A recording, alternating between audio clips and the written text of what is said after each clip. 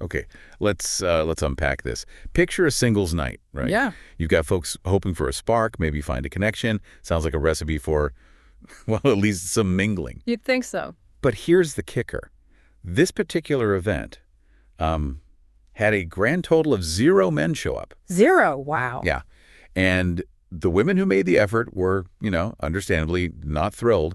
And this isn't just some bizarre one-off story. It's actually the springboard for today's deep dive. What's really striking about this seemingly isolated scenario, which, by the way, comes to us from a pretty fascinating YouTube analysis, is how it throws a spotlight on a much bigger shift. Yeah, that's correct. It really forces us to ask what's causing this, well, this apparent withdrawal of men from more traditional dating scenes. Exactly. So we're not just here to, chuckle about an empty room. Our mission today is to really get under the hood and explore the complex reason behind this trend. We're talking societal sea changes, the psychology at play, kind of the whole deal.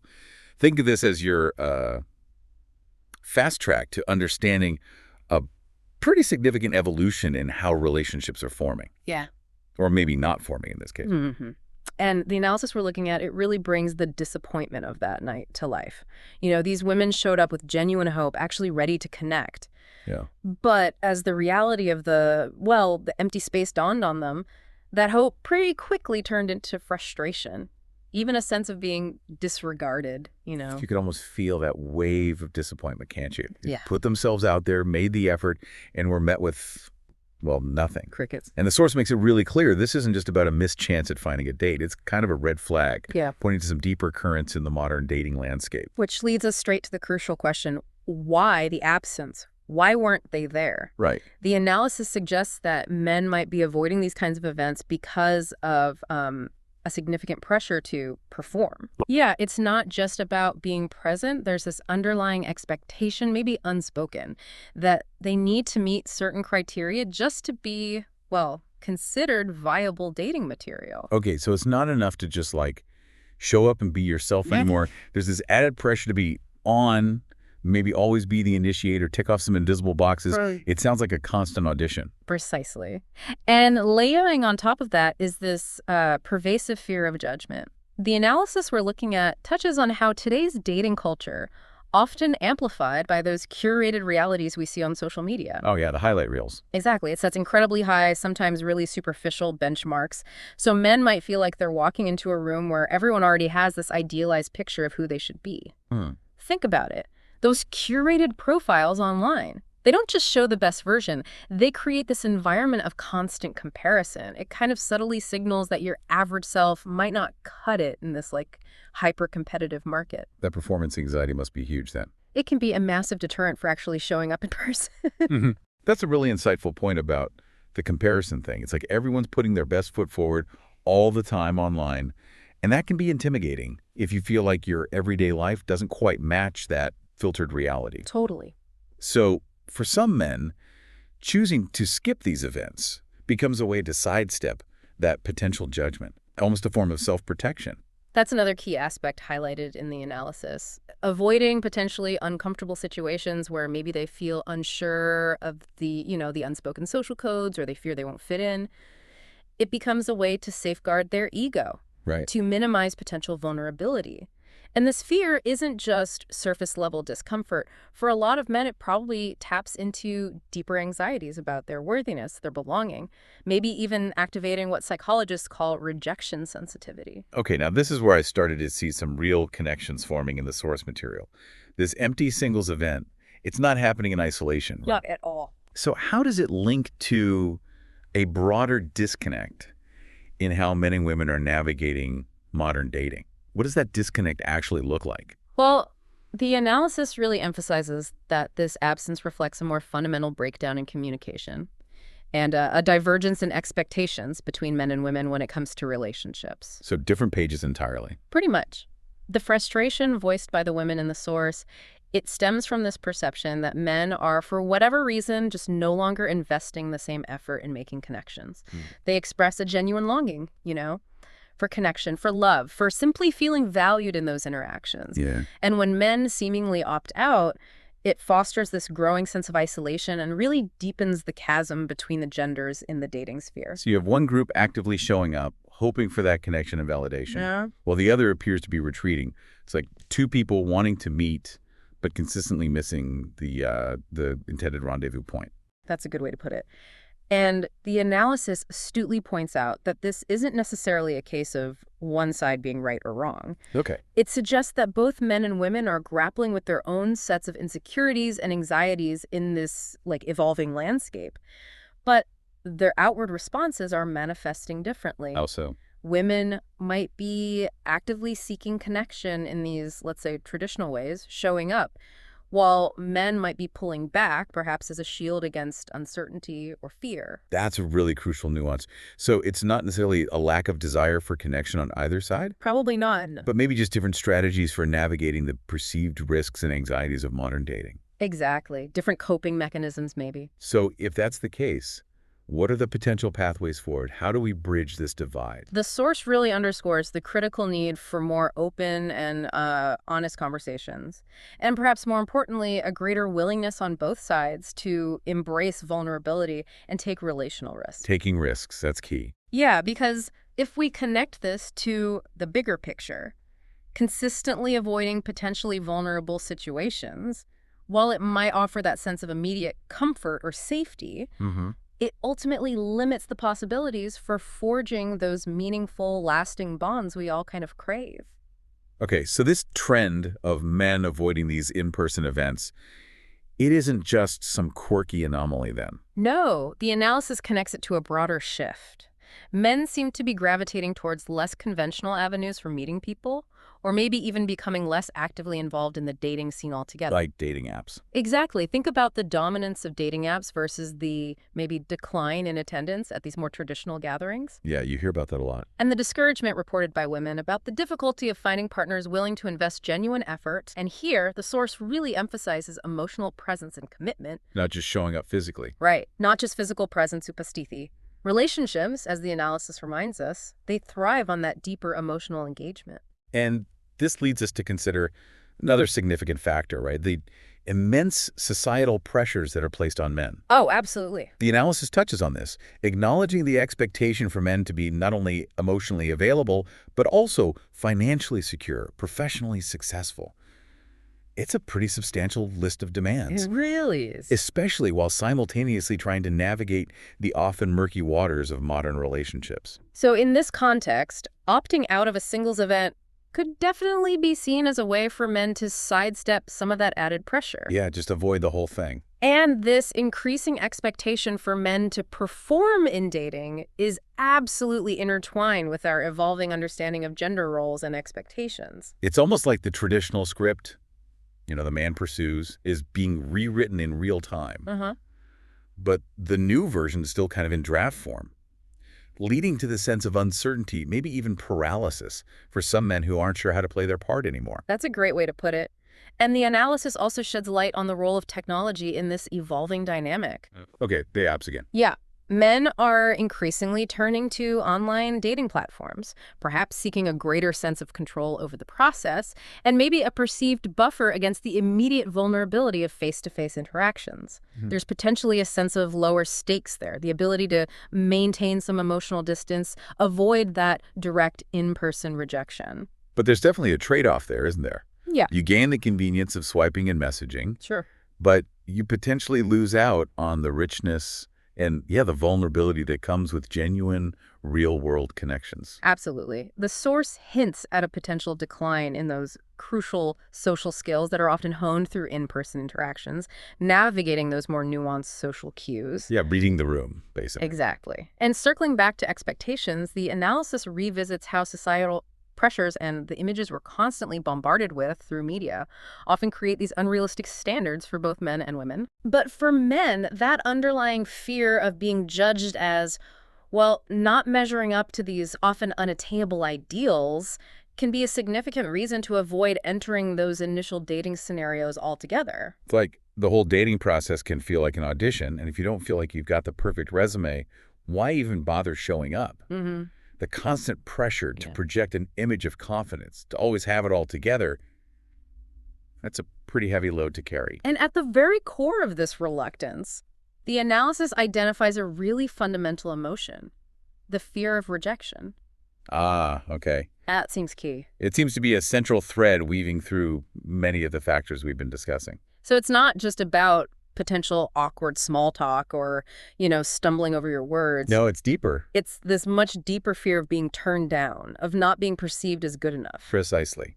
And this fear, the analysis suggests, is often amplified for men because of those societal expectations surrounding male success, both personal and romantic. Experiencing rejection can feel like more than just a minor dating setback. It can tap into deeper insecurities, feel like a fundamental challenge to a man's sense of self-worth, especially within the often critical landscape of modern dating. So by not even showing up to the singles event, these men are, in a way, preemptively shielding themselves from that potential sting of rejection. Seems like it. It's a strategy of avoidance as a form of self-preservation. And this links directly to the broader and often more difficult topic of vulnerability, doesn't it? Absolutely.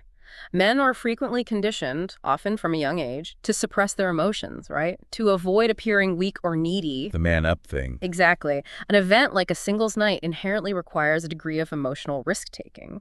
And that underlying fear of rejection can make that risk feel overwhelmingly high. This societal emphasis on stoicism and emotional distance in men, it only serves to intensify that fear and make these kinds of events feel even more daunting. You can really see how all these pieces fit together now. The pressure to embody this ideal of masculinity, the underlying fear of not measuring up, and then the very real possibility of facing rejection. Yeah, it creates a pretty challenging environment. Definitely. And for some, choosing not to participate at all might just feel like the least difficult path. The analysis also touches on this fear of being judged for not meeting those idealized standards of, say, physical appearance or professional success. Right, the whole package. Further contributing to this pattern of avoidance. And online dating, with its carefully curated profiles and chances for selective self-presentation, offers a stark contrast to the raw vulnerability of an in-person social event. So the digital screen acts as a kind of buffer, offering a sense of safety from that immediate face-to-face judgment. Seems like it could, yeah. But as we discussed earlier, that perceived safety comes at a potential cost. The cost of real connection. Of developing genuine, meaningful connections in the real world. And while avoiding rejection might provide temporary relief, the analysis points out that it ultimately hinders opportunities for personal growth. Right. And, the potential for forming those deeper, more significant connections. Rejection, as uncomfortable as it is, It's part of life. it is. It's a normal, even necessary part of life, offering valuable opportunities for learning and building resilience. Now, let's shift gears a bit and talk about how our very understanding of masculinity is changing. The source material delves into this pretty deeply, It does. explaining how the traditional definition, often centered around like dominance and emotional detachment, is gradually shifting towards a greater need for balance, incorporating emotional sensitivity and a broader range of expression. This evolution, while undoubtedly positive in many respects, can also create a sense of, uncertainty, even confusion for men. They might find themselves unsure of how to navigate relationships effectively within this changing landscape. The more traditional roles, where men were often expected to be the sole initiators, the drivers of courtship, Yeah. they're becoming increasingly blurred as women also embrace greater agency in dating. Right. Women are initiating more too. Exactly. And the rise of online dating has further complicated these dynamics, often bypassing traditional in-person courtship rituals and sometimes placing greater emphasis on more superficial, profile-based qualities. It's like the old dating playbook has been tossed out, and everyone's trying to figure out the new rules as they go along. Something like that. And the constant pressure on men to present this idealized, constantly performing version of themselves both online and in person, it must be incredibly draining. Yeah. And can definitely lead to a feeling of inauthenticity. And that underlying fear of rejection, as we've discussed, it inevitably resurfaces here, doesn't it? Oh, absolutely. In a society that often places such a high value on external validation, the potential for being deemed not good enough can be deeply discouraging. The analysis also draws a connection between the intense pressure to achieve career and financial success and men's overall sense of self-worth. Which ties back into dating. Directly impacts how they approach dating. It's all interconnected. It's a real tangle of factors, isn't it? Yeah. The ingrained ideal of the stoic, strong man, bumping up against the growing understanding of the importance of emotional intelligence. Yeah. It's no wonder men might find it challenging to express vulnerability and connect authentically. The source even suggests a link between these shifting definitions of masculinity and the increasing rates of emotional isolation experienced by men. Wow. Okay, digging deeper into the societal pressures then. Yeah. The analysis really elaborates on the significant burden placed on men concerning emotional availability. Right. Those long-standing cultural norms that equate stoicism with strength can inadvertently disconnect men from their own emotional landscapes. Which, as we've touched on, impacts their capacity to form deep relationships. Profoundly. It's like they're given this unspoken rule book from a young age. Big boys don't cry, right? Yeah, exactly. And that message can be incredibly difficult to unlearn, even as adults trying to navigate complex emotional terrain. The constant pressure to be the strong one, always in control, never showing weakness. Does make it tough. It must make it incredibly challenging, not only to be receptive to others' emotions, but even to acknowledge and process their own feelings in a healthy way. Exactly. And this pattern of emotional repression, as the analysis points out, isn't just a hurdle in romance. It's also significantly linked to mental health challenges men face. Disproportionately, yeah. And their documented reluctance to seek help when they need it. There's still a significant societal stigma around men expressing vulnerability or admitting they're struggling. There really is. But the source does offer a glimmer of optimism here, highlighting the growing movement that encourages men to embrace vulnerability and challenge these outdated notions of masculinity. That's good. It seems like society is slowly beginning to recognize that true strength lies not in emotional suppression, but in emotional honesty and resilience. But still a way to go. As the analysis suggests, yeah, there's still a considerable distance to travel in fully redefining what it means to be a man today. Now, let's delve further into the role that modern dating apps play in all this. Okay. The analysis suggests these platforms can inadvertently foster a more transactional perspective on relationships. That's the idea, where superficial traits and quick judgments are often prioritized over cultivating deeper connections. Yeah. The experience of being reduced to just a brief profile, as the source points out, can certainly contribute to and reinforce feelings of inadequacy in men. Like you're just shopping online? Kind of, yeah. Browsing profiles, making quick judgments based on limited info, potentially discarding options without much emotional investment rather than, getting to know a whole person. It's like you're a product on a digital shelf, being assessed based on a few photos and a short bio. Doesn't leave much room for personality or quirks initially. Not really. And the sheer abundance of options on these apps creates what's known as the paradox of choice. Right. Too many choices. Often leading to decision fatigue and a sense that there might always be someone better just a swipe away, which can hinder investing in any one connection. Mm-hmm. Plus, the pressure to constantly present that idealized version of oneself online also contributes to a significant sense of emotional dissonance. You're almost trying to embody who you think other people want you to be rather than just being yourself. That sounds exhausting. It has to be. And ultimately, quite unsatisfying, you think. Yeah. The analysis also emphasizes the often superficial nature of conversations on these platforms, Yeah, the back and forth can be pretty basic. making it challenging to establish real emotional intimacy. Those brief exchanges don't typically allow for the vulnerability needed to build meaningful connections. And the casual nature can lead to less accountability. Unfortunately, yes, with the phenomenon of ghosting being a prime and often painful example. Ghosting, that sudden disappearance. The source rightly highlights the impact that can have on feelings of rejection and self-doubt. Like a digital dismissal. Exactly. Leaves you wondering what went wrong, questioning your own worth. Yeah. And the constant pursuit of validation, likes, matches, fleeting interactions can unfortunately take a toll on men's self-esteem, potentially tying their self-worth to external digital approval rather than internal confidence. The emphasis on instant gratification inherent in these platforms can also cultivate impatience when it comes to the more gradual process of building genuine relationships. You expect things to happen fast, and if they don't, maybe just move on to the next profile. That temptation is there, yeah. Yeah. It's a fast-paced digital environment that doesn't always lend itself to the slower, more organic unfolding of real-world connection. Okay, finally, the analysis delves into the pervasive culture of perfectionism and the toll it takes, particularly on men. Right. This immense pressure to meet often unrealistic expectations, appearance, career, emotional resilience. The whole package again. Yeah, often fueled by those curated realities on social media, it creates incredibly difficult benchmarks to achieve. It's like there's this invisible checklist for being a successful man, and if you don't tick all the boxes, there's this feeling of inadequacy. Social media definitely amplifies that. Totally. Everyone's showing their highlight reel, rarely the struggles. Right. This internalization of feeling inadequate, coupled with the pressure to always appear strong and in control, can lead to significant emotional detachment.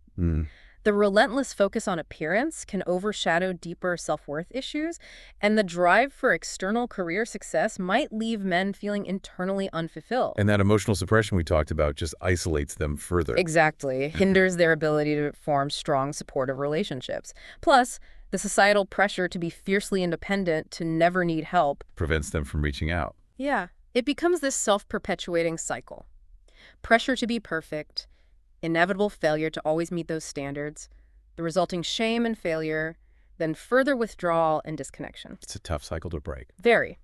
And the analysis rightly emphasizes that these pressures don't just harm men individually, they also contribute to the broader societal issue of toxic masculinity and its limitations. So it affects everyone. It really does. It calls for a more widespread cultural shift towards a more inclusive, compassionate, and realistic understanding of what it truly means to be a man today.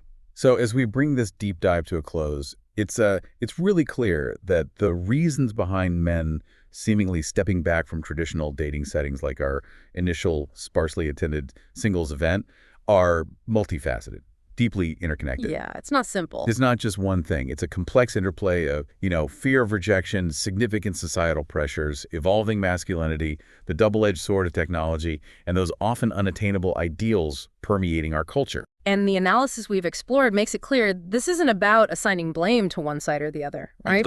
It's about gaining a deeper understanding of a significant cultural shift that's currently shaping modern dating and impacting both men and women in really profound ways.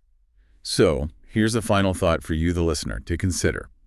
Reflecting on these insights into the dynamics of modern dating, how might this understanding inform your own expectations? And maybe the way you approach building meaningful connections, regardless of your gender. What small shift in perspective, or maybe even action, could you potentially take to contribute to bridging this evident gap and fostering more authentic connections in your own life? Okay, so you're someone who likes to get right to the heart of these really complex issues without having to wade through endless articles and books and reports and all that stuff. And today that is exactly what we are doing. We are diving deep into a really significant societal shift. Okay. The growing challenges faced by young men. And we're not just, kind of speculating or, Right. just talking off the top of our heads. Yeah. We've got some pretty compelling material to unpack here. Exactly. We've got a recent report from the UK's Centre for Social Justice Okay. called Lost Boys, which came out just this past March 2025. Yeah. And also a really fascinating discussion on the Diary of a CEO YouTube channel, Oh, yeah. which featured a behavioral scientist and dating coach Okay. alongside a data expert from Hinge. Interesting combination. Yeah, so a lot of insights there. That's super A interesting. lot of really good data as well. Yeah, and our aim here is not just to throw statistics at you. Yeah. We really want to try to understand why are these challenges emerging? Yeah, What are the key insights that really matter here? exactly. And can we identify any potential paths forward? Not just for young men themselves, but for society as a whole. Right, because, when you look at the data and some of the personal stories contained within these sources, Yeah. the picture that emerges is actually quite stark. Yeah. There's a genuine sense of an emerging crisis that we need to understand. Okay, well, let's start to unpack that then. Yeah. Both the Lost Boys report and the Diary of a CEO discussion highlight this really worrying trend in the educational and economic landscape. Okay. So the Hinge data expert, the guy from Hinge, Right. pointed to a significant 40% increase in males aged 16 to 24 Okay. who are not in education or employment. Wow.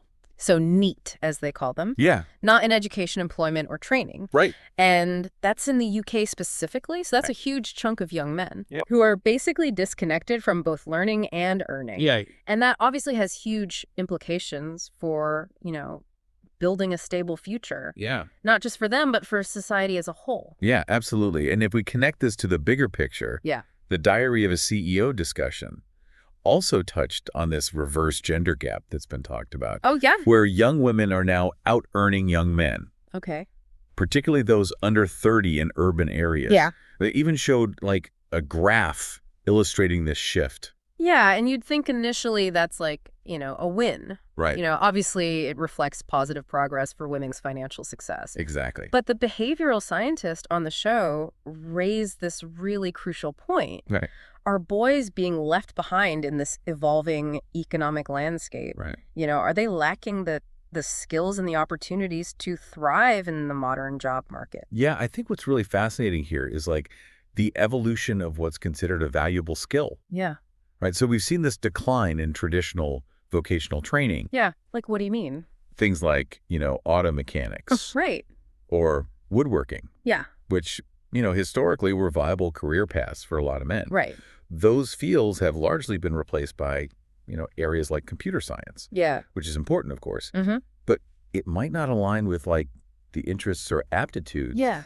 of the 2/3 of males who don't pursue like a traditional liberal arts degree. So it's almost like we're funneling everybody into this one very specific kind of skill set, Exactly. which is a problem if not everybody is cut out for that. If not everybody's interested in that. Yeah. Right. And it's not just about the job market. Right. The data expert also highlighted some really striking statistics within the education system itself. Oh, okay. Apparently 70% of valedictorians in the U.S. are female. Wow. And women are more likely to be in the top 10% of their class, Interesting. which suggests a potential mismatch between how the current educational environment Yeah. is serving boys. Right.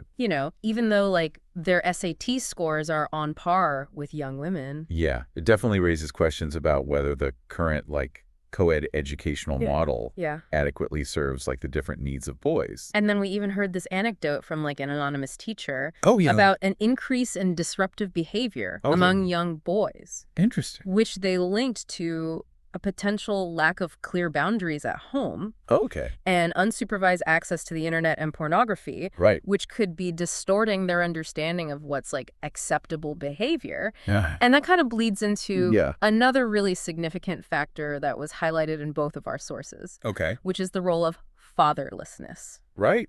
So the data expert cited figures from the National Fatherhood Initiative, Okay. which is a U.S. organization. Mm. They said that a full 25% of young boys in the U.S. Wow. live without a biological step or adoptive father. Okay.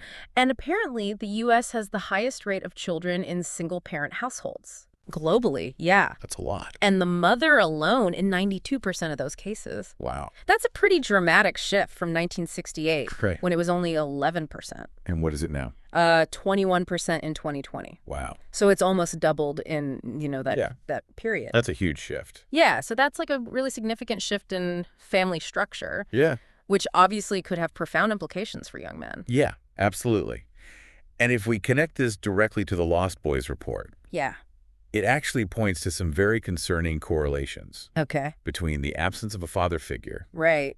and some negative outcomes for young men, Okay. including a higher likelihood of involvement in drug and gun-related activities, Yeah. drug dealing, Yeah. and experiencing mental health issues. Yeah, that makes a lot of sense. Yeah. And the behavioral scientist on The Diary of a CEO brought up the, Okay, yeah. complex realities of father absence as well. Well- It's not always just a simple case of abandonment. There are obviously challenges within family courts and, legal systems and all that. And Yeah. even like just the natural evolution of relationships with older children. Right. Where, a non-resident parent Yeah. might miss out on those like everyday informal moments that Yeah. actually build connection. Totally. Yeah, No, that's a really good point. it's complicated. It is. And this leads us to like the emotional and social challenges that young men might be grappling with. Yeah. So the behavioral scientist shared a statistic which I found actually quite sobering Okay. about the disproportionately higher suicide rate among sexually abused boys compared to girls. Oh, wow. Which, suggests that maybe boys face unique vulnerabilities Yeah. or they have different coping mechanisms for dealing with that kind of trauma. It's interesting, isn't it? Because like we always hear about, the girls and women and how they're affected by sexual Yeah. abuse. But the boys, it's almost like we don't talk about it as much. And there's potentially like a significant societal stigma that prevents boys from openly discussing their struggles, from seeking help. Yeah. The behavioral scientists mentioned how it was only recently that someone like Lewis Howes, Right. a very successful guy, Yeah. openly talked about his experience of childhood sexual abuse. Right. And he's in a position to do that now. Yeah. Like how many other people who aren't in that kind of position Exactly. are just keeping it bottled up? Yeah. And then we have that kind of bleeds back into the anonymous teachers' observations, about increasing disruptive behavior in young boys stemming from this lack of boundaries and unsupervised online access. And that brings us back to the debate around the co-ed classroom. Yeah. Right. So there was even a suggestion within the podcast discussion itself that maybe we should consider delaying formal education for some boys or incorporating more hands-on practical play into their learning. The fact that like single-sex boys' schools often have significantly more recess time points to this potential need for like different learning environments that are tailored to boys' developmental needs. And what I find really interesting is that for a long time, even acknowledging the critical role of fathers in boys' lives was seen as this kind of controversial topic. Really? Yeah. Interesting. And the behavioral scientists shared this observation that boys, over time may become less receptive to their mother's guidance. And might actually require a different kind of male presence for setting those boundaries and providing direction. Right. Yeah, so this lack of consistent male involvement in various aspects of a boy's life. At home, in schools with fewer male teachers. In after-school programs, within the community, that seems to be like a really significant contributing factor to the challenges that we're seeing. Right. And the image of a prison guard potentially being the first consistent male role model for some young men is like a pretty powerful and troubling one. Yeah, absolutely. So we can see that these aren't just like isolated problems. Right. The Lost Boys report articulated this really well. They basically said that these are likely symptoms of a deeper issue. Boys growing up without sufficient guidance, discipline, and a clear sense of purpose. Right. And that kind of inevitably connects to the broader societal and economic shifts that we're experiencing. Exactly. Yeah, right. Totally. So the data expert on the Diary of a CEO argued that our current economic policies and the strong emphasis on a 4-year college degree as like the primary route to success that disproportionately benefits a very small segment of the population. This so-called superclass of 1%ers. Right. And this can leave individuals who might be considered unremarkable, by those traditional metrics, with fewer opportunities for upward economic mobility. And the stark contrast between UCLA's acceptance rate then 76% versus now 9%. Wow. Really underscores how competitive and potentially exclusionary, like those traditional pathways have become. Yeah, it's this winner-takes-all dynamic, which seems to have a ripple effect across like various facets of society. So the data expert actually pointed to widening disparities in health outcomes. The decline in marriage rates. Marriage increasingly becoming like a luxury item that's more prevalent in higher income brackets, especially for men. And then even a decline in birth rates. Yeah, it's all connected. Yeah, it is. And that brings us to the very complained topic of the dating crisis and the evolving dynamics between genders. So the behavioral scientists on the show reiterated this growing mating gap where highly educated, successful women are increasingly finding a lack of male partners who they perceive as comparable in terms of, education and success. Yeah, and the concept of hypergamy, which essentially describes this tendency for women to seek partners of equal or higher economic and social standing. That's being amplified by this changing landscape. So as more women achieve significant educational and professional success, the pool of men who meet their traditional expectations may be shrinking. Leading to challenges in finding suitable partners. And the projection that we're going to have significantly more female than male college graduates in the future, like, just intensifies that concern. Totally. And the behavioral scientists also made this really good point that women's expectations in dating have evolved. Okay. Right? So emotional intelligence is increasingly becoming like this key factor in what women are looking for in a partner. Right. Whereas a lot of men may have been raised with a more traditional provider mindset and might not have developed those emotional skills to the same extent. So there's almost like a skills gap. Yeah, there's a mismatch. Right. It's important to acknowledge, though, the nuances around the pay gap here. Okay. While the data expert noted that young women in some urban areas are indeed earning more than their male counterparts. Okay. That trend often shifts when women take on the primary caregiving responsibilities associated with motherhood. Yeah. And then there's this valid concern that if women are becoming greater economic contributors, there needs to be a corresponding shift in men's contributions within the household in childcare. And a lot of women report feeling like that logistical shift isn't happening equitably. Right. And then the behavioral scientist also brought up what they called the high heels effect. The high heels effect. Okay. Where a significant number of women express a preference for taller men. Okay. So the use of height filters on dating apps can inadvertently exclude a large segment of the male population. Yeah. Contributing to this feeling of a limited pool of available partners for women. Right. And increased rejection for men. Yeah. And then we have this phenomenon of Portia polygamy. Portia polygamy. Okay. Which is basically this idea that a small percentage of highly desirable men have a multitude of options. Yeah. Which might disincentivize them from pursuing long-term monogamous relationships. Right. And meanwhile, a significant portion of other men are finding themselves largely excluded from the dating market altogether. Yeah. So it creates this real imbalance. And then we kind of layer on top of that the rise of online dating itself. Right. Which seems to be a major factor in these shifting dynamics. Yeah. So the behavioral scientists suggested that women's potential experiences with highly desirable men online could be inflating their expectations for all potential partners. Right. So it's like, you get a taste of the top tier. Exactly. And it's hard to go back. And then everybody's chasing the same small pool of guys. Right.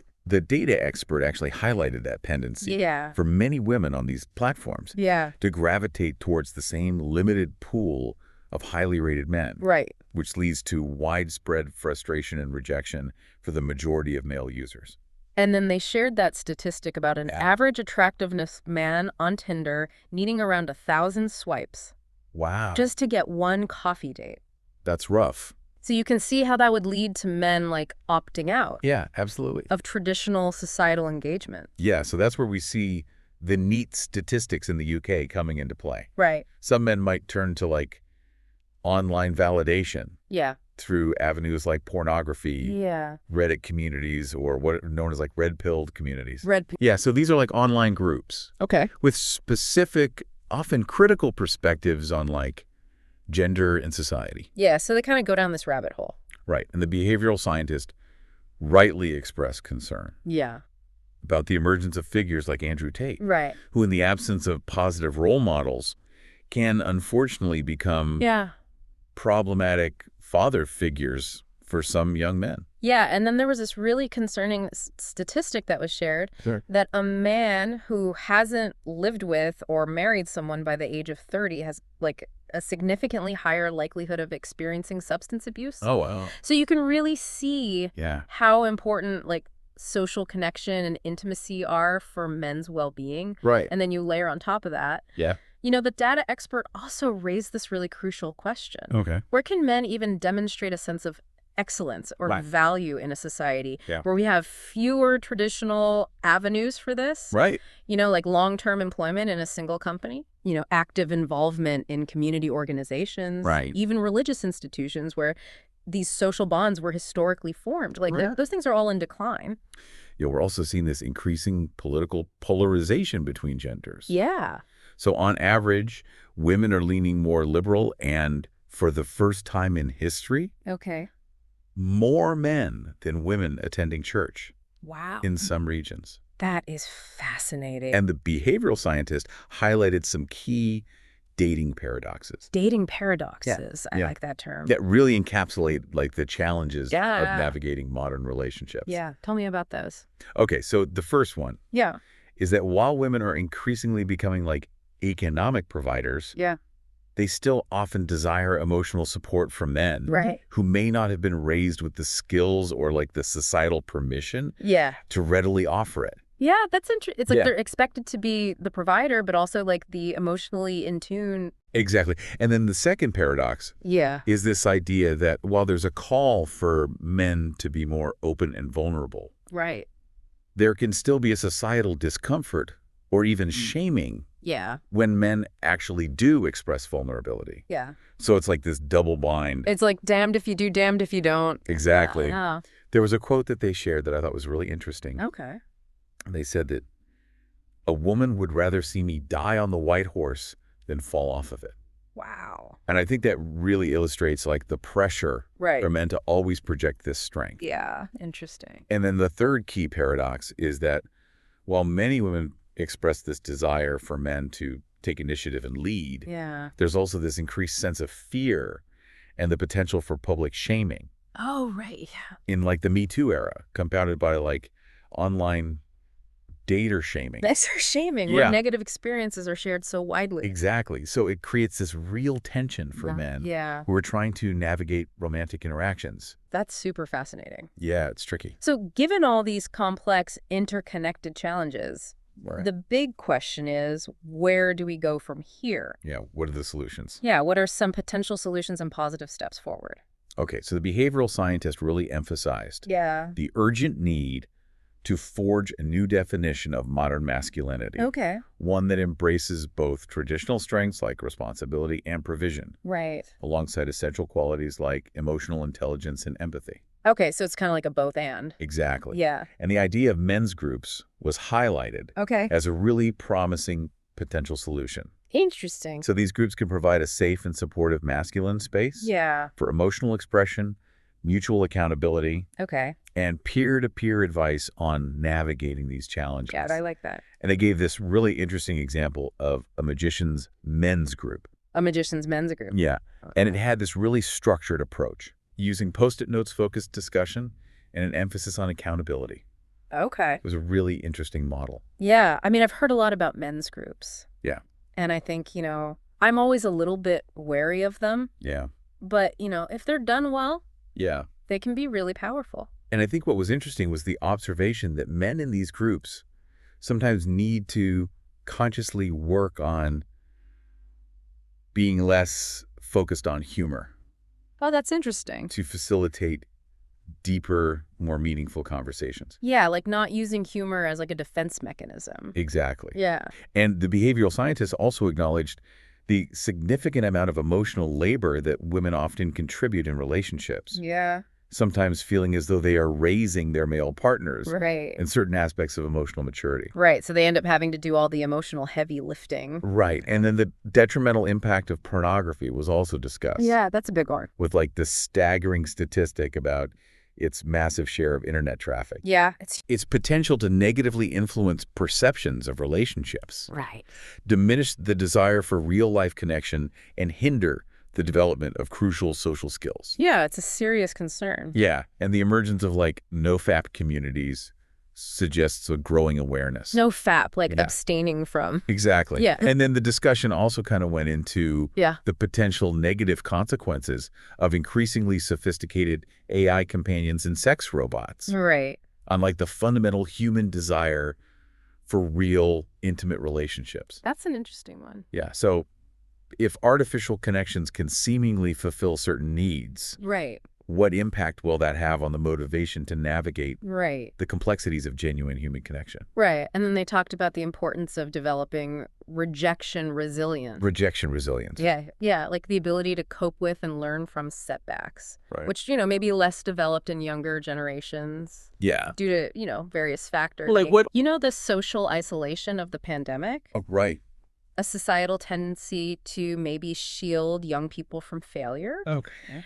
You know, there was an interesting observation from a former dean at Brown University Wow. about students' increased anxiety around failure, Wow. which I thought was interesting. Yeah. And then the behavioral scientists offered some like practical advice for young men. Okay. So Scott's recommendation to recognize their capital of time. Capital of time. I like that. Okay. Yeah. And strategically reinvest that time Right. in areas like physical fitness. Yeah.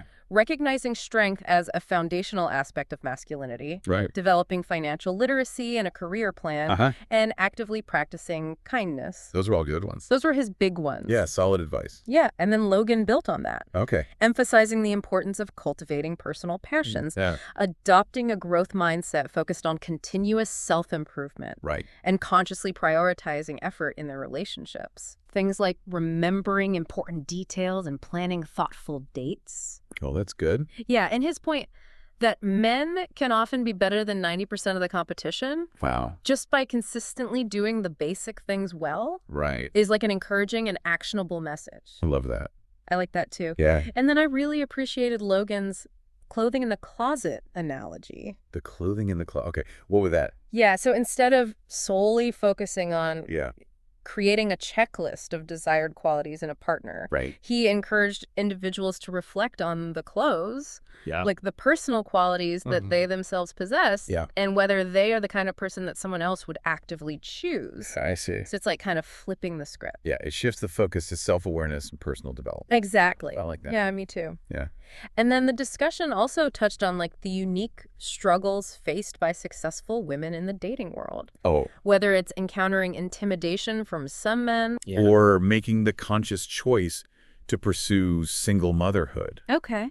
you know? And the increasing prevalence of polyamorous relationships was also briefly mentioned, Interesting. you know, as another potential shift Right. in how people are forming connections. Yeah. And then they talked about the role of feminism, Right. recognizing its positive contributions to gender equality, Yeah. but also acknowledging potential unintended consequences. Like what? Or the societal pressures it might contribute to, like the expectation for women to have it all simultaneously, Right. you know? And then Scott offered a more traditional perspective, Yeah. highlighting the enduring importance of economic viability for men Right. within a capitalist system, Okay. referencing the classic framework of provider, protector, procreator. Yeah. And then they shared that deeply concerning statistic that Okay. words like worthless and useless Wow. frequently appear in the suicide notes of young men. Yeah, that's heavy. Yeah, which really underscores that profound connection between Yeah. economic struggles and their sense of self-worth and identity. Right. And then Scott proposed these dating boot camp modules. Dating boot camp. Yeah, focusing on areas like developing a sense of humor, Yeah. building confidence through posture, Right. practicing good male manners, prioritizing physical fitness, Yeah. developing financial skills and entrepreneurial thinking, Okay. and improving conflict resolution through active listening. Oh, wow. Those are really good. Yeah, it's like a whole curriculum. It is. And then he emphasized what he called the 3 legs of the stool 3 legs of the stool. Yeah. Of masculinity. of healthy masculinity. Okay. Being a provider, Okay. demonstrating discipline, and having a plan. Right. Being a protector, Uh-huh. practicing good manners and defending the vulnerable. Yeah. And being a procreator, Okay. desiring meaningful relationships and family. Right. And the fact that the desire for procreation now seemingly needs to be taught. Yeah, that's an interesting point. Is a concerning indicator of like a potential societal disconnect, Yeah. right? And the statistics on declining birth rates globally, Yeah. particularly the stark example of South Korea Yeah. and the ongoing decline in. All right, welcome everyone. Let's jump into our deep dive today. We're tackling this concept of the robo-state. And how did I not hear about this before? I feel like this is already happening in some ways, but we are going to try to get to the bottom of it, see what it means, you know, for all of us. Right. So to guide us on this journey, we're going to be looking at an interview with Fatima Diop. She is a law student, super interesting background. She's really kind of an expert in this space, thinking about the legal adaptations, the societal shifts we might need in this new world. And one of the big things she talks about is this term, the mannish. Have you heard of this? I have, yeah. I don't think I had until I started looking into this. Basically, it's this mass withdrawal of men from like traditional roles in society. And it's about more than just men kind of like disappearing. It's about how they're engaging or not engaging with the world around them. Right.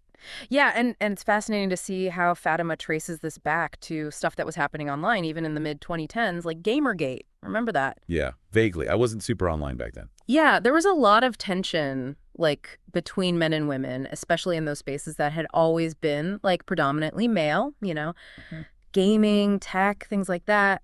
And around that same time, this word incel was starting to get thrown around a lot. Right. Yeah. I remember that being a big thing. And all of this together created this sense of, like, alienation for some men. They felt misunderstood, marginalized. Yeah, it's like this online tension was spilling over into the real world. Totally. And then dating apps started becoming huge right around the same time too, right? Absolutely. Like, I think back to those early days of Tinder, it seemed so revolutionary. Right. But maybe those platforms actually played a role in accelerating this whole separation between men and women. That's exactly what Fatima argues. Like, dating apps, especially during the pandemic, created this kind of feedback loop where, men were paying to use these platforms where rejection was becoming the norm. Yeah. And a lot of women were using those same apps just for, like, validation, social media content. Right. It created an environment where both sides felt kind of dissatisfied. Yeah, totally. It's like a recipe for frustration on all sides. Yeah. So does this rejection in the digital world, did that lead to a retreat from those traditional roles in the real world too? That's the whole crux of the Mannish. It's about more than just dating. Like, Fatima talks about men finding fulfillment outside of those structures we're used to, like gaming, cryptocurrency, 3D printing. Oh, yeah. Even AI companions. Wow. And these aren't just hobbies anymore. They're like entire ecosystems, whole worlds where men are putting their time, energy, and resources. It's interesting because we think of those activities as solitary, Right. but maybe they're laying the groundwork for something way bigger, like a parallel society almost. That's the intriguing part. Men are fueled by this interest in tech and this drive for, like, self-sufficiency. Yeah. And they're building the foundation of this robo-state. We're talking about automated systems, smart infrastructure, communities that operate on totally different principles than what we're used to. Okay, so what exactly is this robo-state? Like, is it a political system? Is it a tech infrastructure? Or something else? It's kind of all of that all mixed together. Like, it's characterized by advanced automation. So AI is managing everything from transportation to resource allocation. And it's blurring the lines between the physical and digital worlds. Like, Fatima describes these smart walls that are emerging, basically touch screens built into buildings acting like portals to this new world. So it's not just about robots taking over. It's about tech reshaping how we interact with our environment. Sounds like sci-fi. Right. But it's closer than we think. Imagine ordering groceries on your smart wall and a drone delivers them, accessing entertainment, connecting with friends in virtual spaces. And it's all designed and controlled by the men who stepped back from traditional society. So it's this weird paradox, right? Women seem to be in power, but they're living within a system built by men. True empowerment? I don't know. That's the question. It really makes you think about control and influence when humans and AI are so intertwined. Yeah, it's like they built this world that tries to predict what women want, but maybe not what they actually need to feel fulfilled, And what happens to the old power structures? Like, does the law even work the same when society has changed this much? Oh, that is where things get really fascinating. Fatima talks about this kind of unexpected side effect of the Mannish. A decline in traditional legal stuff, law enforcement, all that. Really? Yeah, think about it. Fewer men could mean fewer people to sue, fewer crimes maybe, and less need for the kind of policing we're used to. So it's like a utopia in a way. Yeah. Less crime, less conflict. That all sounds pretty good. Right. But if those systems were made to deal with problems that are, like, fading away, what about the people working in those systems, especially women who fought so hard to be represented in those fields? It's a weird twist, for sure. Fatima brings up how a lot of female law enforcement officers now have way less work to do. Makes sense. With fewer men around, there are just fewer incidents to respond to. And in law, she says divorce proceedings have dropped hugely, partly because there are fewer marriages to begin with. So women have these positions of authority now, but the work itself is changing because of the Mannish. Yeah. Like they're facing this unexpected existential crisis or something. Exactly. And this is happening beyond just law enforcement and law. We see it in finance, accounting, even engineering, all areas that used to be dominated by men. So these highly educated, empowered women are being, like, pushed aside in this new world. Well, not exactly pushed aside, but definitely facing new problems. Imagine spending years getting educated, trained for a specific career, and then the need for your skills just disappears. Yeah. And to make things worse, a lot of these women have tons of student loan debt they took on because they were promised a secure future in those very jobs. It's like the rules of the game changed while they were playing, and the debt just makes everything harder. So where do they go? What can they do in this robo-state? A lot of them are turned into the thing that's driving this whole change. Technology. Specifically, they're getting into that AI-driven content creation market we talked about. Like the platforms on those smart walls, Humdrum, Spatter, all those. It's wild that those have become the go-to job for so many women. Yeah. But we talked about the problems with those platforms, the potential for exploitation and all that. Exactly. Remember what Fatima said about content being reused on different platforms without the creators knowing or agreeing? Imagine posting a funny video on one platform, and then it's being used to make fun of you on another one. Who really controls the narrative in this online world? Yeah, and she talked about unseen male forces controlling things behind the scenes. Is there any proof of that, or is it more of a suspicion? Hard to say for sure. These platforms are so decentralized, it's tough to tell who's really in charge. But it's interesting that this content economy seems to be catering to very specific desires that are probably being shaped by algorithms that someone designed. It's like they've made this system that looks amazing on the surface, but has this creepy feeling underneath. And if these unseen forces are really running the show, where does that leave someone like Governor McGovern? She ran on a platform of controlling these AI platforms. That's the big question, right? Her election, the Humdrum Revolution, seemed like a huge win for women. But then, remember what happened the day the new General Assembly was being sworn in? Oh, yeah. The state capitol turning into a giant daycare center. It was almost funny, but also super unsettling. Exactly. It was like a message, a reminder that the real power might be somewhere else, maybe in the algorithms themselves. And then the robo-state just took over, even though Governor McGovern was against it. It feels like she's fighting a losing battle against something that's already taken root everywhere. That's the challenge of governing in this new world. The lines between human power and AI power are getting blurry. How do you regulate a system that's designed to change and adapt on its own? How do you make sure it serves humans and not just itself? These are the questions we have to deal with as we move deeper into the robo-state. I feel like we are really onto something here with this whole robo-state thing and the Manish. It's making me question everything I thought I knew about, like progress, power, all of that. We've seen how this stuff is changing laws, jobs, even how we talk to each other online. But what does it all mean for us, like as people? Where do we fit in when the world's changing so fast? Yeah, that's the big question Fatima wants us to think about. She says real empowerment isn't just about being in charge or having the newest gadgets. It's about having real control over your own life. You know, making your own choices, shaping your own future. And when algorithms and automation are running everything, that feeling of control can be hard to find. So are we just along for the ride on this tech train? Or can we actually, like, steer it in a different direction? I think Fatima would say we have more power than we think, but we need to change how we think about it. We have to be more aware of how technology is affecting our lives, our values, even what we want. We can't just accept whatever gets thrown at us. We need to be involved in making this future. That makes sense. But where do we even start? It feels so huge, you know, all this tech stuff. It starts with just being aware, recognizing that technology is a tool. And like any tool, it can be used for good or bad. It's our choice how we use it. Fatima says it's super important to think critically, to question the information we're given, and to demand more transparency from the companies making these systems. So it's not just about learning how to code. It's about learning to think critically about the code that's controlling our world. Exactly. And it's about being willing to challenge things, ask tough questions, and hold the people in power accountable. The future isn't set in stone. We're creating it right now with our choices and actions.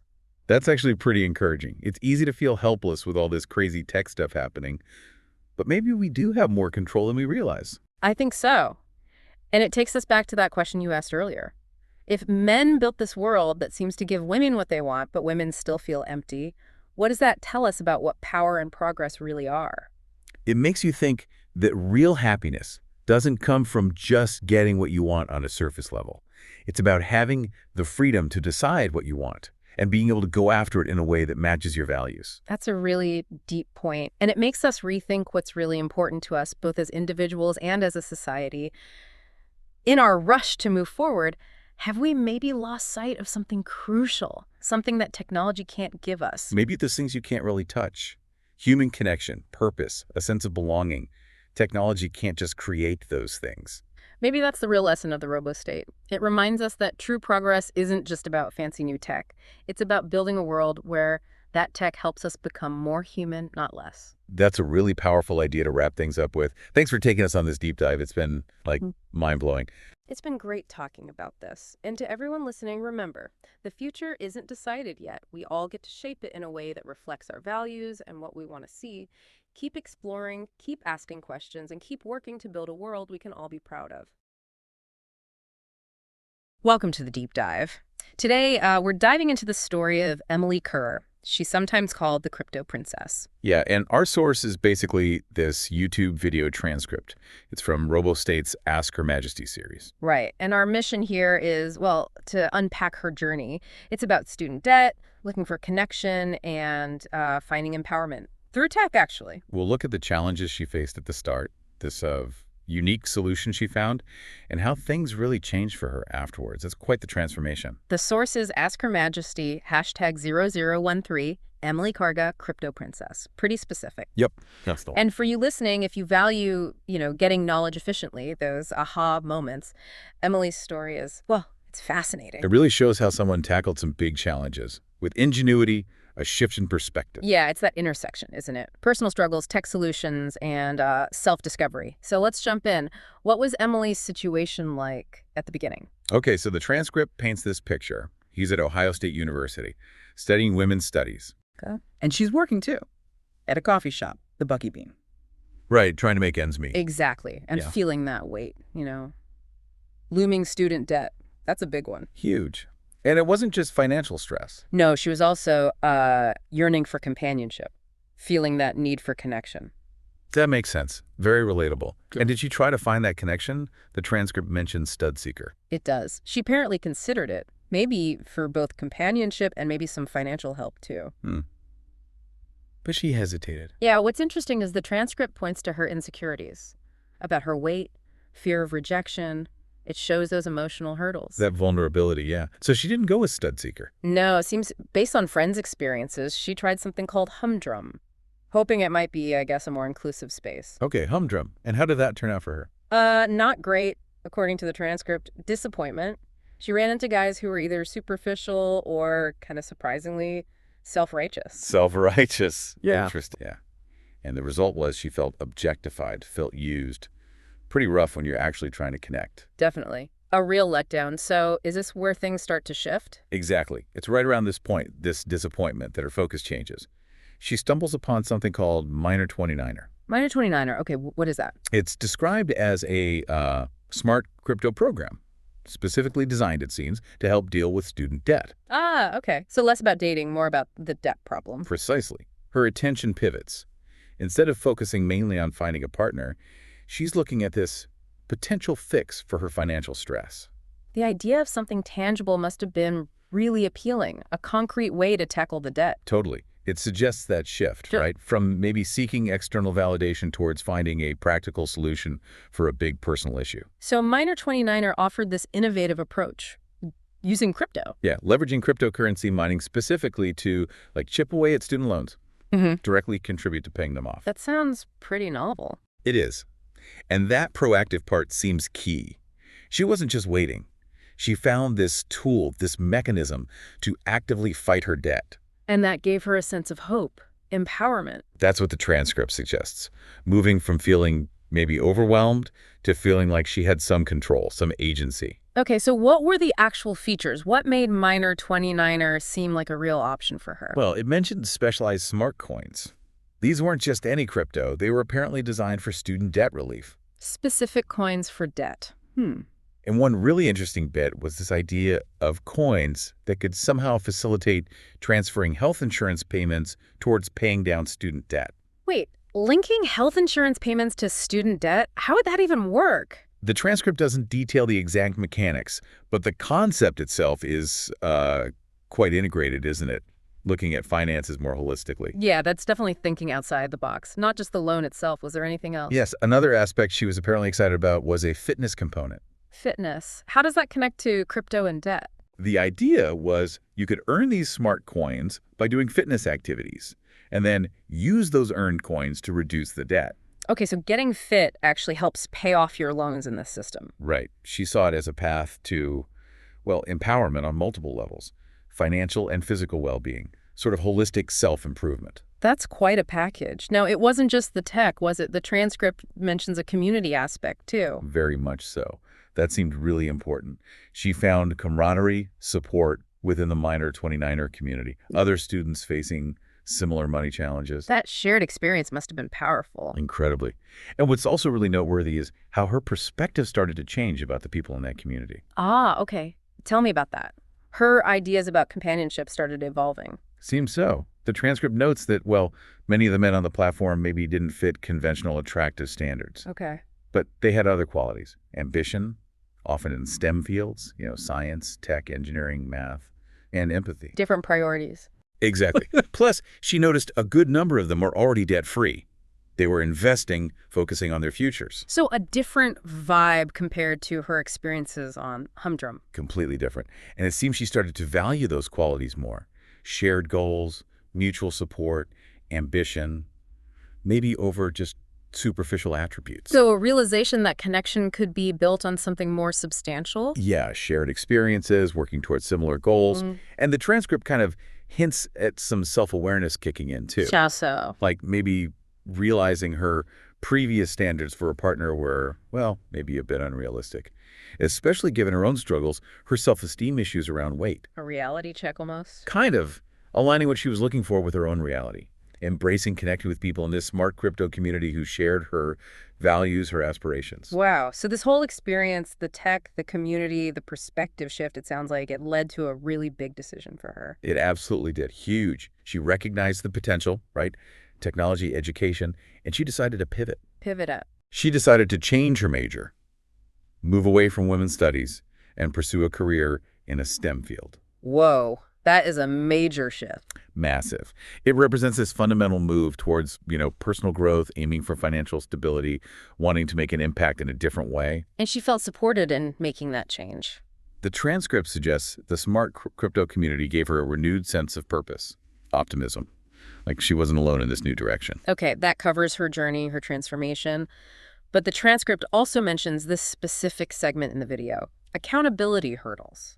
What was that about? Right, that segment. It frames her whole journey as overcoming a series of these specific hurdles. Hurdles to accountability. Yes. The first one, according to the video's narrative, was about her blaming society for eating habits and wanting free health care, while the transcript notes she was morbidly obese.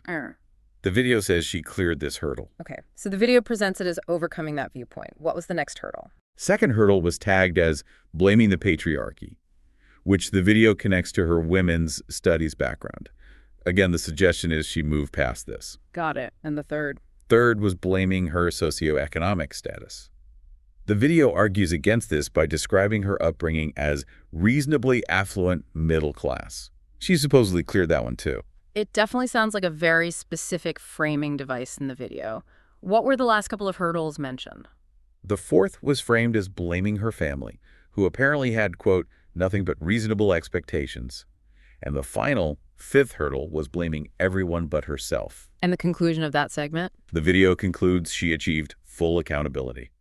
The implication being she stopped blaming external factors, maybe even stopped blaming herself, and just turned her attitude around, took responsibility. So this accountability hurdles part is really the video's interpretation of her transformation, focusing heavily on this idea of personal responsibility as the key.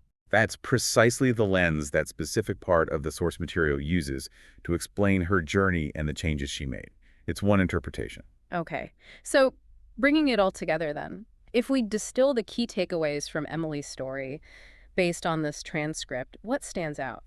Well, I think Emily's story is a really compelling example, isn't it? How grabbing onto new tech, finding a community, can open up totally unexpected paths. Personal empowerment, financial empowerment. Yeah, it definitely highlights the importance of shifting your perspective sometimes.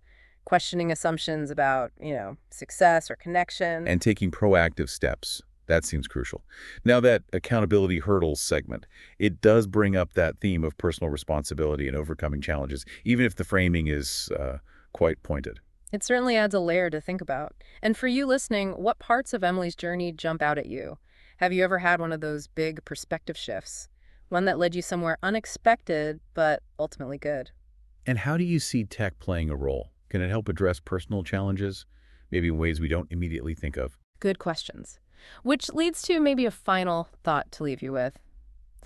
Emily's transformation wasn't just internal or financial, it involved a major career pivot into STEM. Right. So in this world that changes so fast, how important is that adaptability, that willingness to, well, pivot like she did, to find fulfillment and reach your goals? And maybe is accountability always as clear-cut as that hurdle segment suggests? Or, do societal factors, systemic issues play a more complex role sometimes than that narrative allows? Definitely something to chew on. Welcome to the deep dive. Today we're jumping straight into Ohio, year 2034. It's a pretty wild political scene. It really is. And our main source here is excerpts from a YouTube video, Ask Her Majesty, #0011, featuring Governor Rita McGovern. Jet Black Rita, as she's known. That's the one. She came into power after this big shift they call the 2030 humdrum revolution.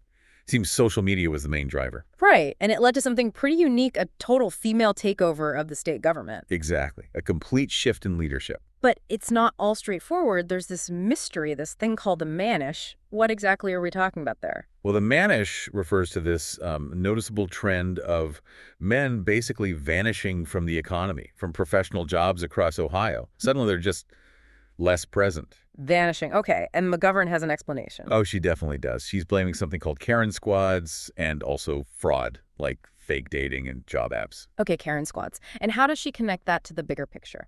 She links it all back to abuses within the state's AI system, the robo-state. She thinks these squads and apps are exploiting it somehow. Right, the robo-state. We'll need to dig into that. And this is all happening as she's facing re-election in 2034 against someone named Karen Jobs. Exactly. Which, raises questions. Is this purely about solving the Manish problem, or is there some election strategy involved? Timing is everything, right? Yeah, good point. Sister Zeneb, who's interviewing her in the clip, apparently brings that up too. She does. She questions why McGovern's making such a big noise about it now, so close to the election. Okay, so our mission today really is to get under the skin of this Ohio situation. We need to understand McGovern's arguments, the counter-arguments about robo-state and the Manish, and just try to figure out the power dynamics. Absolutely. We need to look at her views, the whole SmackDown thing, alternative theories for why the men are disappearing. It's a lot to unpack. Let's start there then. McGovern's take on these Karen squads and the robo-state, she sounds pretty fired up about it. She really is. Her condemnation is very strong. She sees these squads and apps as a serious threat. And robo-state itself. She calls it a soulless AI system designed to control and manipulate. Soulless. Wow. So this robo-state, it's like an AI running parts of the state administration. Yeah. Social platforms. Seems like it. A pretty far-reaching AI infrastructure. Yeah. Government's clearly worried it's gone way beyond just efficiency, turned into a tool for control. And she basically says anyone supporting robo-state is part of the problem. That's drawing a line in the sand. It really is. Suggests a major split in how people see this tech. But Sister Zeneb's point is interesting. If McGovern thinks these Karen squads are misusing robo-state, why not use robo-state itself to track them down instead of this big public campaign right before an election? Yeah, that's the counter, isn't it? It kind of makes you question the motives. Is the goal fixing the problem or rallying support? Or maybe both, but the timing feels political. Okay, let's talk SmackDown. This sounds like a real curveball. What is it? Right, SmackDown. It's described as this anonymous, autonomous AI media platform, part of RoboState. Autonomous AI media? Yeah, it auto-generates satirical content. Apparently pops up on these smart walls everywhere. And crucially, it's being used by men, men who feel pushed out to anonymously poke fun at or really challenge the female politicians. So an AI-powered satire machine used for political pushback. Okay. And McGovern wants it shut down. Wants it gone. Eliminated completely. Even though it's autonomous and anonymous, how would that even work? Good question. But her reasoning ties back to her main issue with RoboState. She thinks the whole system has become authoritarian, it's disenfranchising men, and SmackDown is just a symptom or maybe even an accelerant of that. And her solution isn't just deleting SmackDown, it's much bigger. Oh yeah. She wants to dismantle RoboState entirely. Bring men back into, traditional government roles, elected representatives, the whole thing. Back to basics, kind of human governance. Her argument is that men deserve real representation, not just being managed by AI or targeted by satire bots. Yeah. Okay, so that's McGovern's vision. Dismantle the AI, restore human governance. But not everyone agrees, obviously. Not at all. Sister Zainab pushes back hard. She suggests McGovern's plan, bringing men back into the taxable economy, framed as governance, might actually be authoritarian itself. How so? Authoritarian? Well, the idea is that maybe RoboState, for all its supposed faults, actually offers men some kind of protection, some autonomy. And there's this suspicion, right, that McGovern might just want to control this male workforce for, economic gain. So trading AI control for state control, is that the fear? That seems to be the counter-narrative. And some people even argue RoboState has been good for men. Maybe let them ditch old roles they hated, find work more suited to them. So the mannish might not be men being pushed out, but choosing to leave? A voluntary exodus. That's the alternative theory. Maybe they just checked out of the traditional power game. Which could explain, as the source notes, why the all-female takeover happened so easily. Maybe the positions were already emptying out. That completely flips the script. Okay, let's circle back to the Karen squads. McGovern is adamant they're the cause of the mannish. Absolutely. For her, it's cause and effect. These squads, these dodgy apps, they're driving men away. End of story. But Sister Zainab isn't buying it wholesale. She's like, maybe it's voluntary, maybe it's something else entirely we're not seeing. Exactly. And that opens the door to the idea that maybe McGovern is using the Karen squads as, well, a scapegoat. Someone convenient to blame to help her political agenda. Right. Create a villain to consolidate power. That leads to these questions about her deeper motives, doesn't it? It does. There's this undercurrent of suspicion, like maybe she sees the mannish, this problem, as an opportunity. The opportunity for what? To maybe create her own state-run version of the Karen squads. A way to manage men once they're back in the system. Wow, okay, that's a pretty dark interpretation. Replacing one alleged control system with a state-sanctioned one? It's definitely out there as a concern. And her wanting to shut down SmackDown, this platform for dissent, even satirical dissent, it does make you wonder about her commitment to free speech, Yeah, it raises flags. The source even hints that maybe the initial excitement about the all-female government blinded people to some of these deeper, potentially worrying issues. Could be. The honeymoon period effect, maybe? Let's talk economics. Men leaving the workforce. That has to hurt the tax base, right? McGovern's worried. She definitely voices that concern. Fewer men working traditional jobs means less tax revenue, potential instability. That's her line. But there's a counter to that, too. There is. Some argue there's actually no real proof of instability. And interestingly, they claim that certain crimes, often associated with male perpetrators, have actually decreased. So a different kind of society emerging, maybe safer in some ways, but economically restructured. What about the lost taxes? Well, the argument there is that RoboState has enabled this automated real estate management system that's apparently doing just fine, generating value without traditional income tax from those sectors. Suggests the economy itself is adapting in ways McGovern might not acknowledge. So RoboState might be more economically resilient than she gives it credit for. That's the suggestion. And then there's this jab, right, that the female politicians are maybe too caught up in their social media games often played on RoboState platforms, ironically, while ignoring how efficiently the underlying AI might actually be running things. And the SmackDown content, they say it's just recycled stuff. Yeah, the argument is that a lot of the offensive SmackDown stuff is just AI remixing content from other platforms, like Humdrum, which the politicians do use. So it's like they're feeding the beast they claim to hate. A self-fulfilling prophecy. Okay, this is already complex, but then there's the Ohio State House itself. What happened there? Right. This is maybe the weirdest part. Just before the all-female government took over, the actual State House building was bought out. Bought out? By who? By an anonymous, smart crypto network.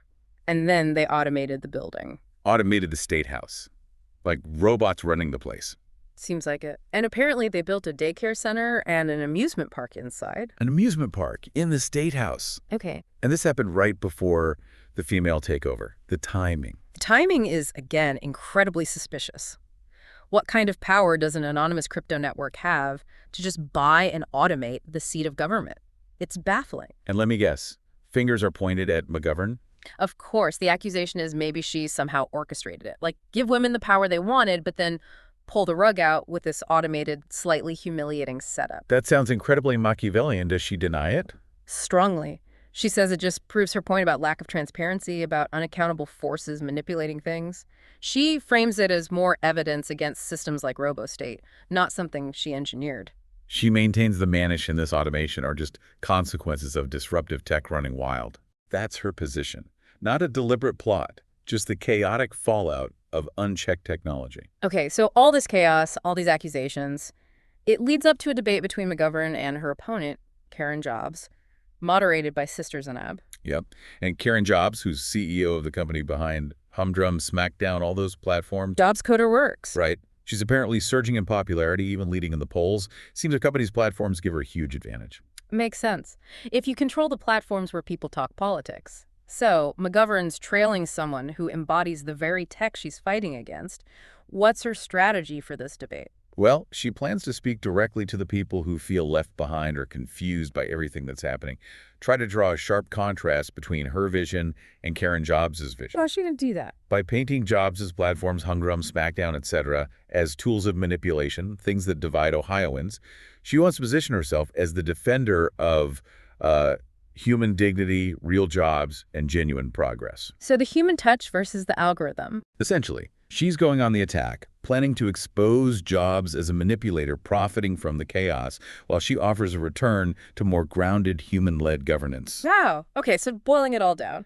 Ohio 2034 is dealing with the mannish men leaving the economy, RoboState, this powerful, controversial AI, Karen squads, SmackDown satire, an automated state house with an amusement park, and a high-stakes election between McGovern, who wants to dismantle the AI, and Jobs, who seems to thrive on it. It's an incredibly dense and, frankly, bizarre scenario. You've got these huge tensions over technology. Is it liberation or control? Totally conflicting stories about why men are absent. And fundamentally different ideas about what progress even looks like for Ohio. Yeah, our mission was to unpack it, and the source material definitely lays out the conflicts, but it offers zero easy answers. It really paints a picture of a society grappling with massive tech-driven change. It really does. It's a fascinating, if fictional, case study of the kind of societal fractures and political dilemmas that rapid automation and powerful AI could potentially create. How do you manage that kind of change? So, maybe the final thought for you listening is this. When you see these powerful AIs emerging, the push for automation, and these completely different views on whether it's good or bad for society, for government, what do you think the long-term impact is on our own autonomy, on the need for human leaders? What does progress actually mean when algorithms are shaping so much? Definitely something to chew on. Indeed. Thanks for diving deep with us today. Welcome to the Deep Dive. This is where we take sources you send us and really try to pull out the core ideas. Right. And today we're looking at something pretty fascinating, maybe a bit out there. It's from a YouTube transcript channel called RoboState. Yeah, the video's Ask Her Majesty #0010, Fatima Diop. And it sketches out this future scenario. The near future, actually. Yeah. Ohio, 2030. And the big thing is this massive shift. Men leaving jobs in law enforcement, a huge drop-off. To the point where, according to this transcript, basically all state-level elected officials are women. And almost all law enforcement, too. Exactly. And they call this whole phenomenon the mannish. Okay, the mannish. So it sounds like a massive win for equality on the surface, right? You know, finally getting that representation. That's how it was seen initially, yeah. Big celebration. But then doubts started creeping in. Doubts from who? From the women in those roles, actually. They start questioning if having protective services run only by women is, well, wise. Huh.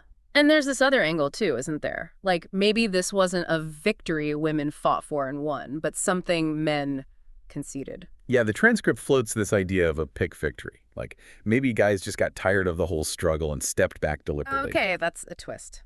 And this Fatima Diop character in the transcript, she's presented as a law student, criminal justice grad. And a podcaster, yeah. Within this RoboState world. And she's the one really analyzing the mannish, thinking about what it means long-term for, like, power and governance. Gotcha.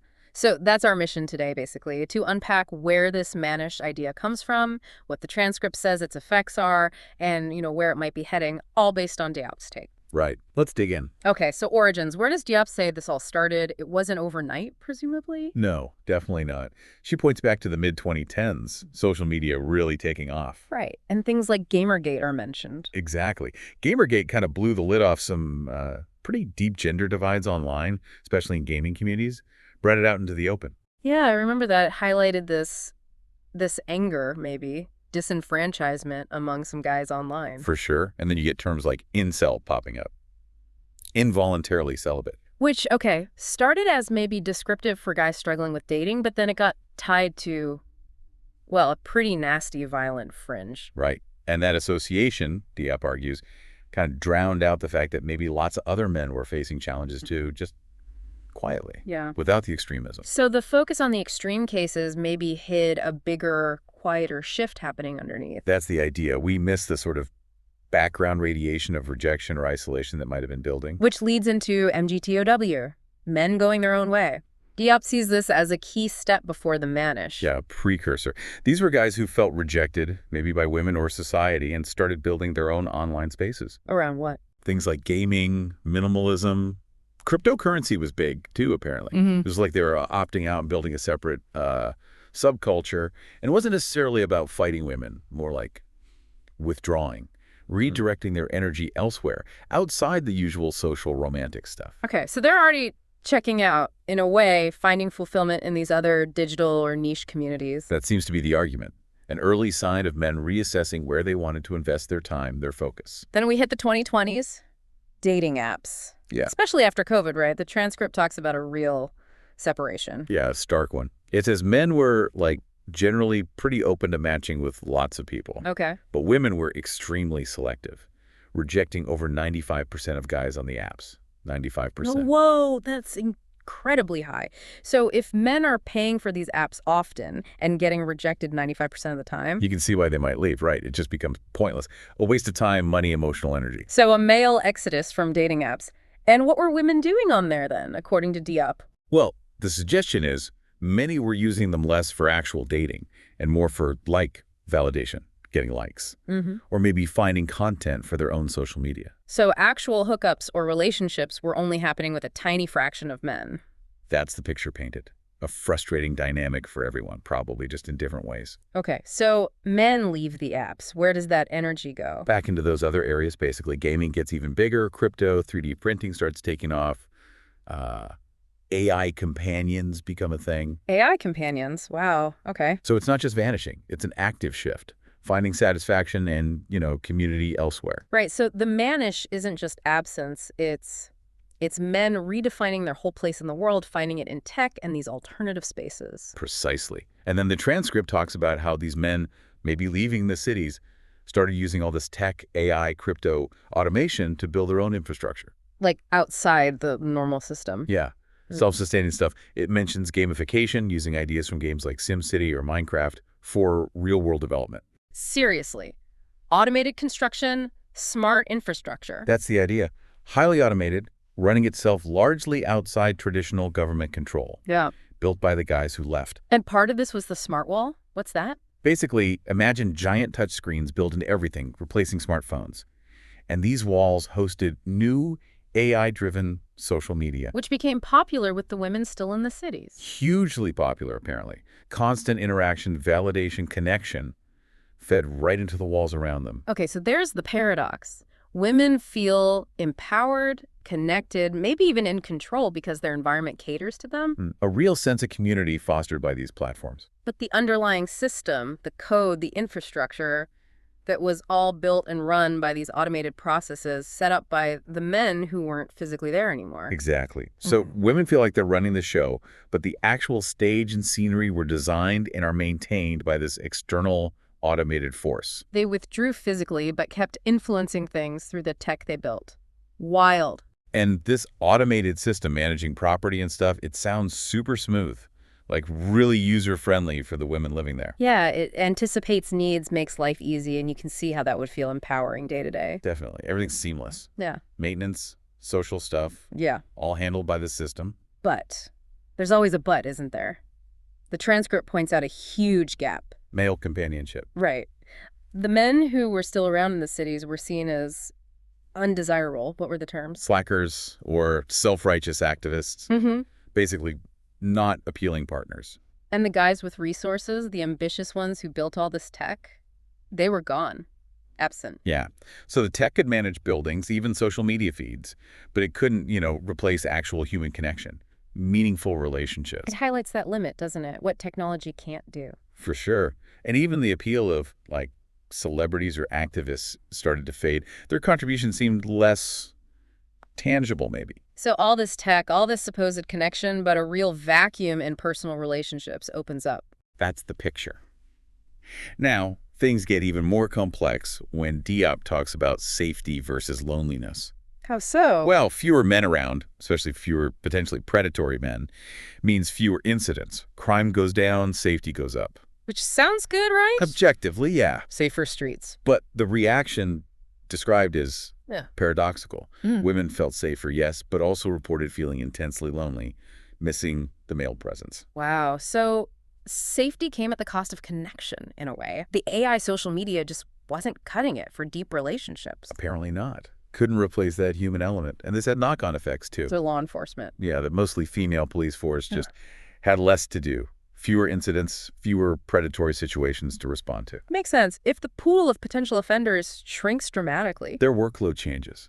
Same for the legal system. Marriage rates drop, divorce rates drop. Because fewer people were getting married in the first place. Seems like it. So the all-female legal profession had fewer cases, fewer divorces, fewer prenups, maybe fewer custody battles down the line. So this new balance, safer, maybe, but lonelier, totally reshaped the day-to-day reality for police and lawyers. Unintended consequences. Big time. It shows how interconnected everything is.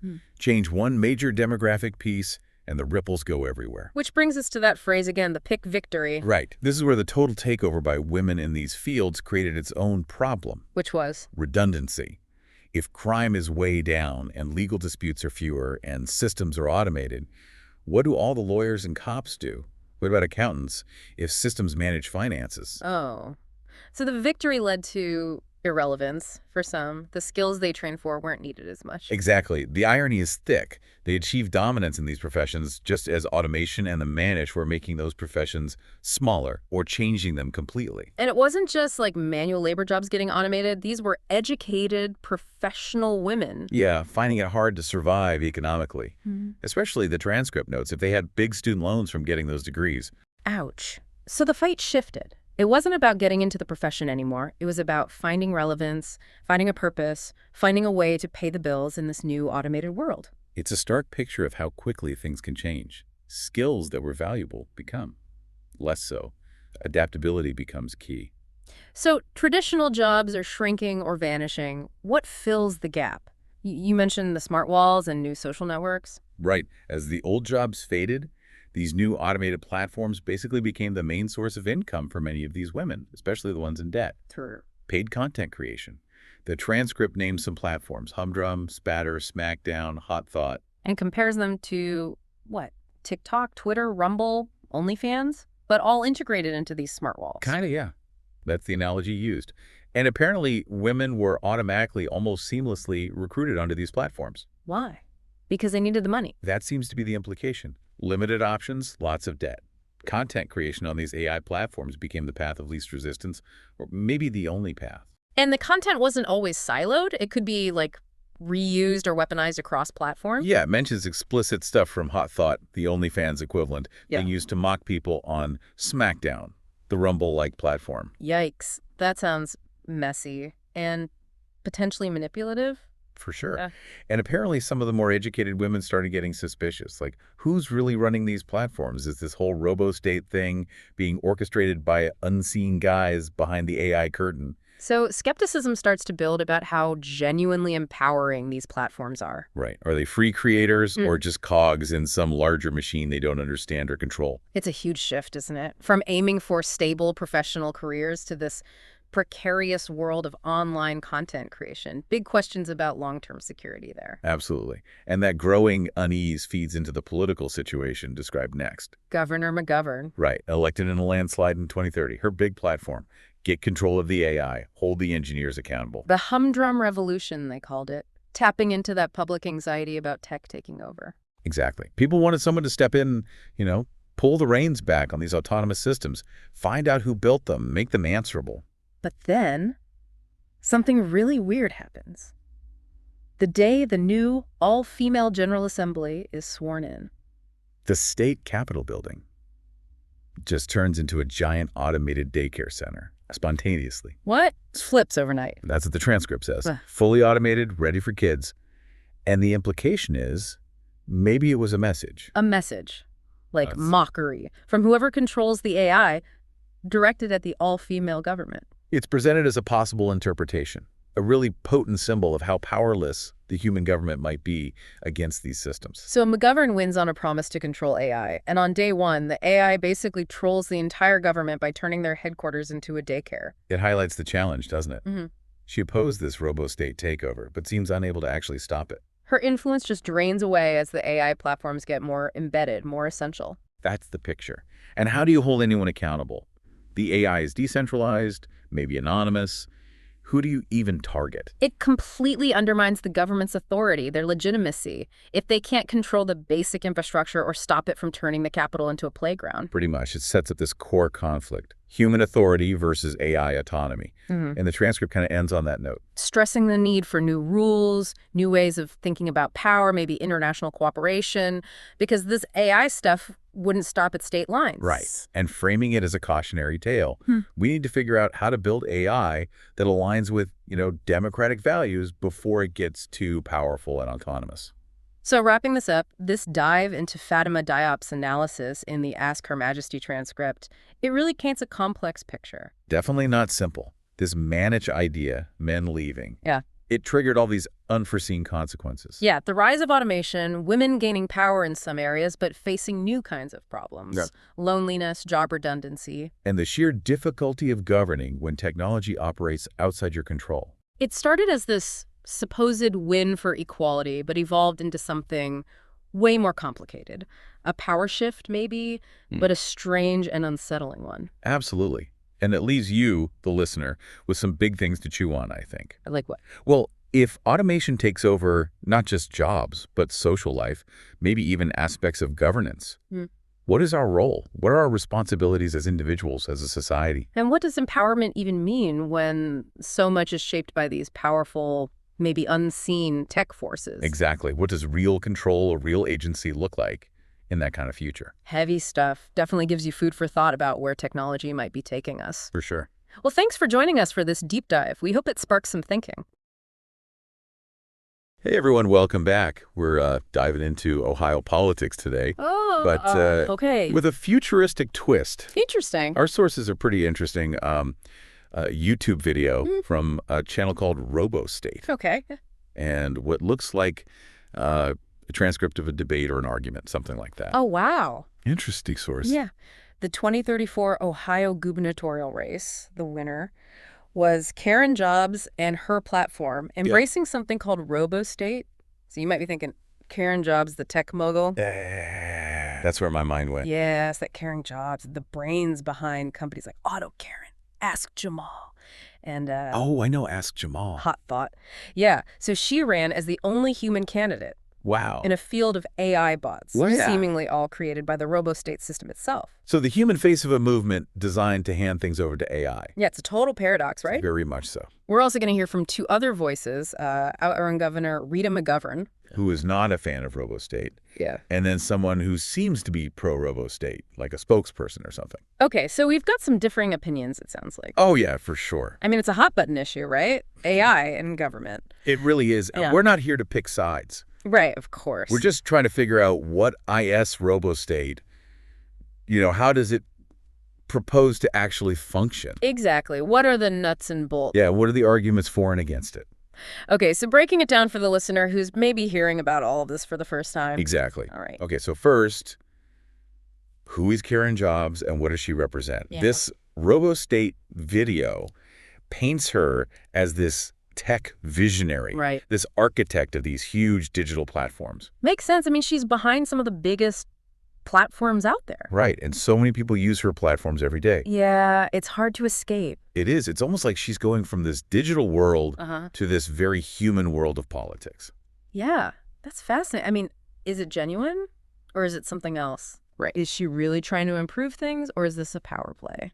A lot to unpack there. A lot to unpack. All right, so that leads us to RoboState itself. Okay. And from what we can tell from Jobs' victory speech and from what these other two voices are saying, it's not just about AI making decisions in government. It feels much bigger than that. It sounds like it's about a fundamental shift in how society functions. Exactly. A complete overhaul. Yeah. So let's look at some of Jobs' quotes from her speech. Okay. She says, "The era of inefficient bureaucracy plagued by human error and sluggish decision-making is over. Robo-state has assumed its rightful place." Wow, so she really sees robo-state as a solution. Right. Like the answer to all of these human problems. Yeah, and then Governor McGovern, she has a very different take. Yeah, I bet. She says they tout it as progress. Yeah. Karen spins it as innovation. But the truth is, they've ripped out the very soul of our society. Oh, wow. So she's, So she's really playing. yeah, appealing to emotion there. Yeah, to that fear. Yeah. Fear of the unknown. Right. And maybe this idea that we're losing something essential. Exactly. Our humanity, maybe. And then the pro-robo-state voice chimes in. Okay, let's hear it. And they say robo-state is a voluntary system. Interesting. That it's a way to break free from a legal system they believe is broken.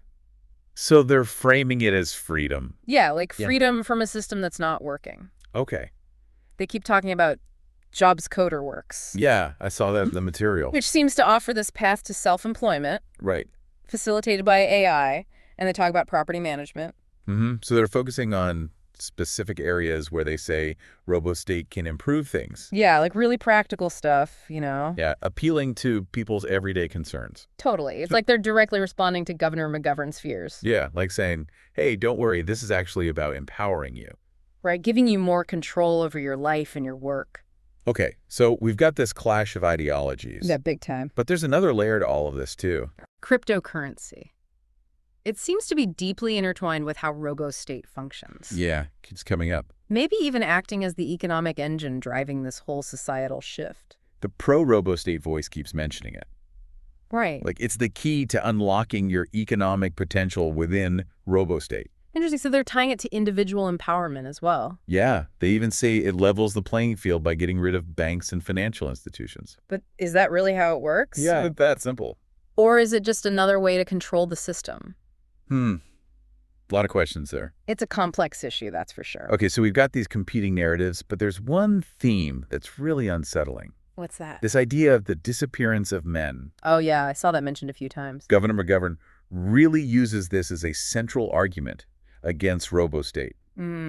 She says it's making men obsolete and purposeless, Wow. and that it leaves women adrift in a system designed to control them. It's a powerful image, isn't it? Yeah, it really is. I mean, it taps into those anxieties about automation and its impact on gender roles. Right, like, are we going to be replaced by machines? Exactly. And what does that mean for men specifically in this case? Right, and then the pro-robo-state voice, they counter that by saying robo-state actually empowers everyone. Okay, so their argument is that it benefits everyone equally. Yeah, they say it's about breaking free from the old system, the one that McGovern represents. It's almost like they're saying she's afraid of losing her power. Yeah, like she's clinging to an outdated way of doing things. Interesting, a real clash of perspectives there. Okay, so we've laid out the big picture, but to really understand what life under robo-state might be like, we need to look at some specific examples. Yeah, let's get concrete here. They keep mentioning things like Hex Condo, Ask Jamal, and Jobs Coder Works. Right, these are more than just buzzwords. Yeah, they seem to be core parts of this new world order. All right, let's break them down one by one. Hex Condo is presented as a potential housing model. Okay, so is this like government-funded housing? It's not really clear. Or is it a private development? Yeah, we don't have enough information yet, but it does seem to be a shift away from traditional home ownership. Maybe it's some kind of high-density housing designed for efficiency. Yeah, that's what I was thinking. Like optimized living spaces managed by AI. Totally. It's an interesting concept. And then there's Ask Jamal. Yeah. What is that exactly? They mention it casually, but it seems to be pretty important. Like, Yeah. it's maybe how people access information or interact with the AI governing system. So you go to Ask Jamal for everything. Yeah, like legal advice, navigating bureaucracy. Oh, wow. So it's Yeah. replacing a lot of human interaction. Yeah, and then Jobs Coder Works. Okay, so this is their solution to the changing job market. Right. They say it empowers individuals and provides economic opportunity. But again, it raises those questions about worker rights and protections. Yeah, who's looking out for the workers in this system? Right? Is it really a level playing field? Or just another way to exploit people? A lot to think about there. Okay, so we've covered a lot of ground here. Yeah, we have. It's clear that RoboState is about way more than just replacing politicians with AI. Right. It's about reimagining society as a whole. Exactly. And those arguments for and against it are really tied to anxieties about technology and power and what it even means to be human. Absolutely, but there's one more piece of this puzzle we need to talk about. What's that? The role of lawyers in this brave new world. Oh, yeah, that's an interesting one. And it's kind of surprising because both Governor McGovern and the pro-RoboState voice seem to agree on one thing. What do they agree on? Lawyers are the bad guys. Oh, wow. So they're both suspicious of lawyers. Yeah, but for different reasons. Okay, I'm curious to hear this. McGovern says they're manipulative and greedy, Mm-hmm. that they prey on men's vulnerabilities and exploit the legal system. So she sees them as part of the problem. Yeah, like they're the ones who benefit from the current system. Okay, so that's her take. Then the pro-RoboState voice comes in and says lawyers are basically unnecessary middlemen. So they think lawyers are obsolete. Yeah. They say RoboState can handle things more fairly and efficiently. Wow, so they both want to get rid of lawyers, Yeah. but for different reasons. It's fascinating how they both see lawyers as obstacles. Right, and it raises some really important questions about the rule of law and access to justice. Yeah, like what happens to our legal rights in a world without lawyers? Exactly, who protects us from the algorithms? Who ensures that they're fair and impartial? Yeah, these are some big questions. Huge questions, that's for sure. So you're probably thinking this is all pretty intense, Yeah, it's a lot to take in. and you might be wondering how any of this is relevant to you. Right, like how does this affect my life? Well, stick with us because in the next part of our deep dive, we're going to explore what life under RoboState might actually look and feel like. Okay, so we're going to get into the nitty-gritty. Yeah, we're going to unpack the implications for your everyday life, I'm looking forward to. from work and finances. To interacting with the government and navigating the legal system. Yeah, that's important stuff. It is get ready to challenge your assumptions and explore the possibilities, both exciting and unsettling, of this brave new world. Buckle up, everybody. It's going to be a wild ride.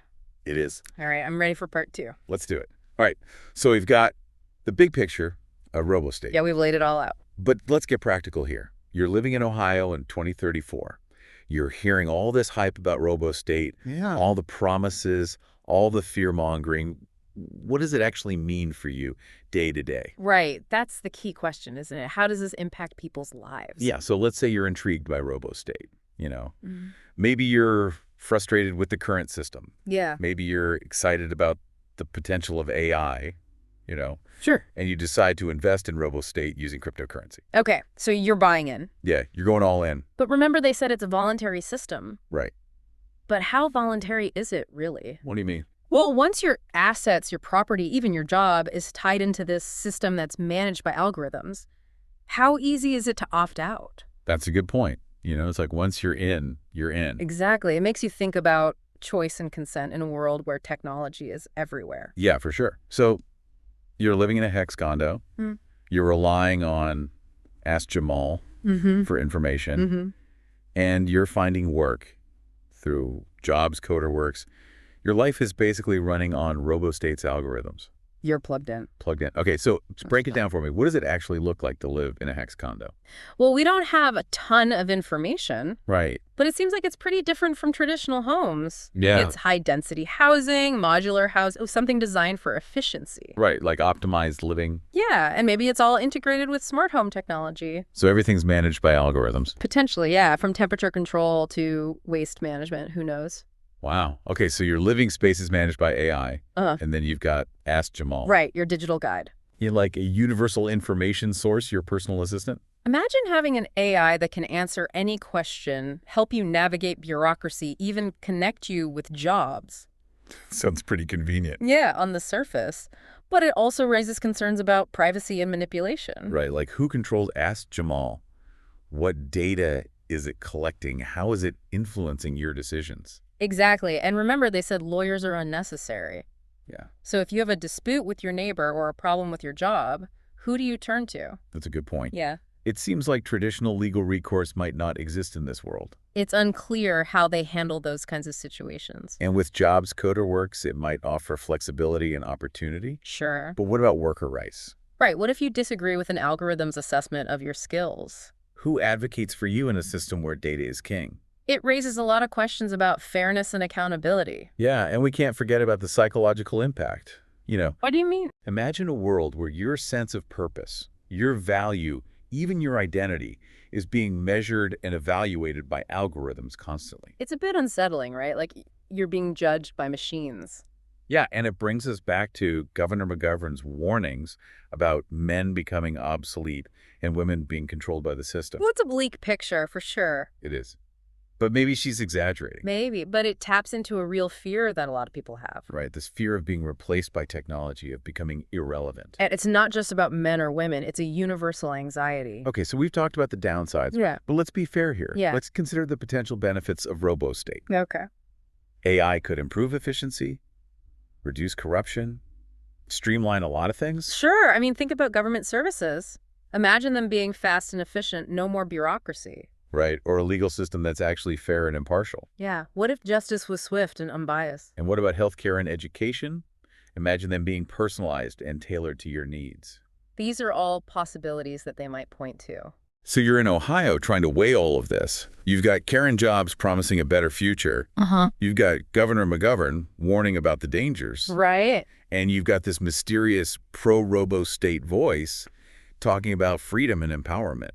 Who do you trust? It's a tough call, isn't it? It really is, and it highlights how important critical thinking is, Absolutely. We can't just accept everything we hear at face value. We have to ask questions, Yeah. examine the evidence. Be skeptical? Yeah, because the stakes are high. They are. This could be the future of Ohio, the future of democracy even. Speaking of spreading, there's one thing we haven't talked about yet. What's that? This potential for robo-state to spread beyond Ohio. Oh, right. Like, is this just the beginning? Yeah, this is a test case. It's an interesting thought because the source material doesn't really address it. Right. But Karen Jobs, she's got a lot of influence, She does. She's a global figure. What if this is her plan to export this vision to the rest of the world? It's possible, and that raises the stakes even higher. Yeah, now we're talking about the future of governance, the future of technology, the future of humanity. Okay, so we've looked at how robo-state might affect individuals. Right? But let's zoom out and think about the bigger picture. Okay. How might this system affect society as a whole? That's where things get really interesting because we're entering uncharted territory. Right. We've never seen a society try to govern itself through AI. It's a grand experiment. It is. So let's speculate a bit. Okay. If robo-state achieves its goals, what might it mean for things like social cohesion, community engagement, civic responsibility? Well, one possibility is that it leads to a more atomized society. What do you mean? People become more isolated. They rely on algorithms to meet their needs. Right. So you're interacting with AI more than you're interacting with other people. Exactly. And that could lead to a decline in empathy social skills, a sense of shared purpose. That's a scary thought. Like we lose our connection to each other. And it raises questions about the role of government in a world like that. Right. If everything is managed by algorithms, do we even need government anymore? It's a fundamental question. Okay, so let's say the algorithms do a great job. Mm-hmm.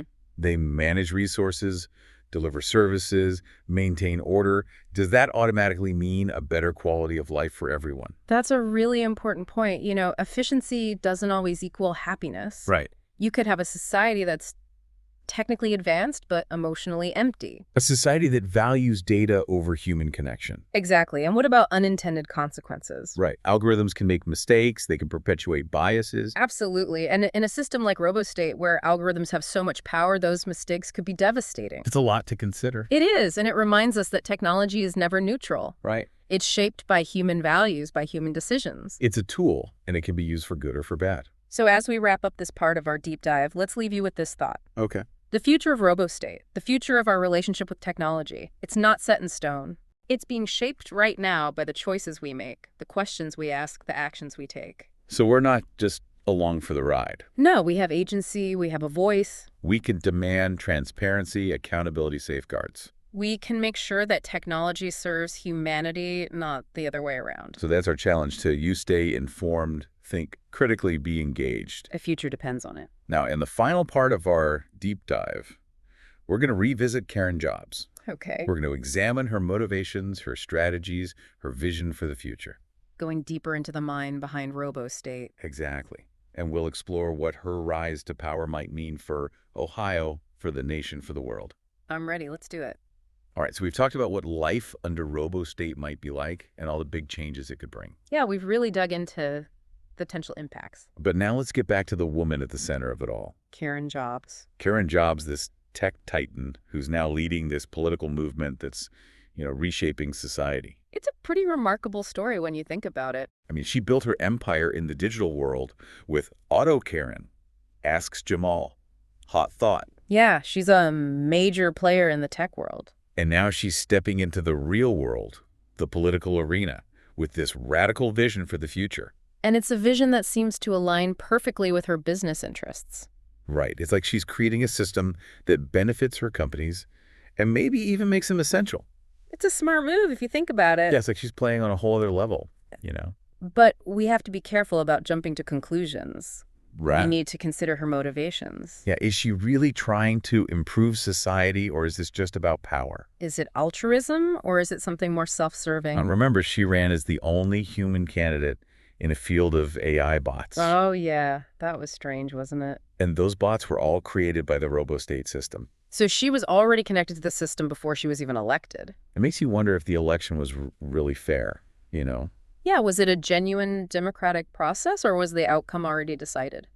A lot of questions there. But for now, let's focus on her vision for the future. Okay, what does she actually want to achieve with RoboState? What's the end game here? Is it about creating a better society, or is there something else going on? And how does her vision compare to what we've heard from the pro-RoboState voice and Governor McGovern? Yeah, they all have very different perspectives. One thing that stands out is her emphasis on individual empowerment through technology. Right? She talks about that a lot. It echoes the pro-RoboState rhetoric, this idea that technology can set us free. But isn't there a contradiction there? What do you mean? Well, RoboState might empower individuals in some ways, but it also seemed to concentrate power in the hands of those who control the technology. That's a good point. It's like a double-edged sword. Yeah, so who really benefits from RoboState? Is it a system designed for everyone, or does it just benefit a select few? Those who understand the technology, those who can manipulate the algorithms. It's a question that every citizen of Ohio is going to have to face. And it's a question with implications that go way beyond Ohio.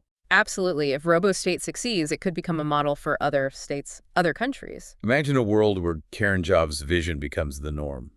AI making our laws, managing our resources, shaping our lives. It's both exciting and terrifying, Yeah, it's full of possibilities, but also potential dangers.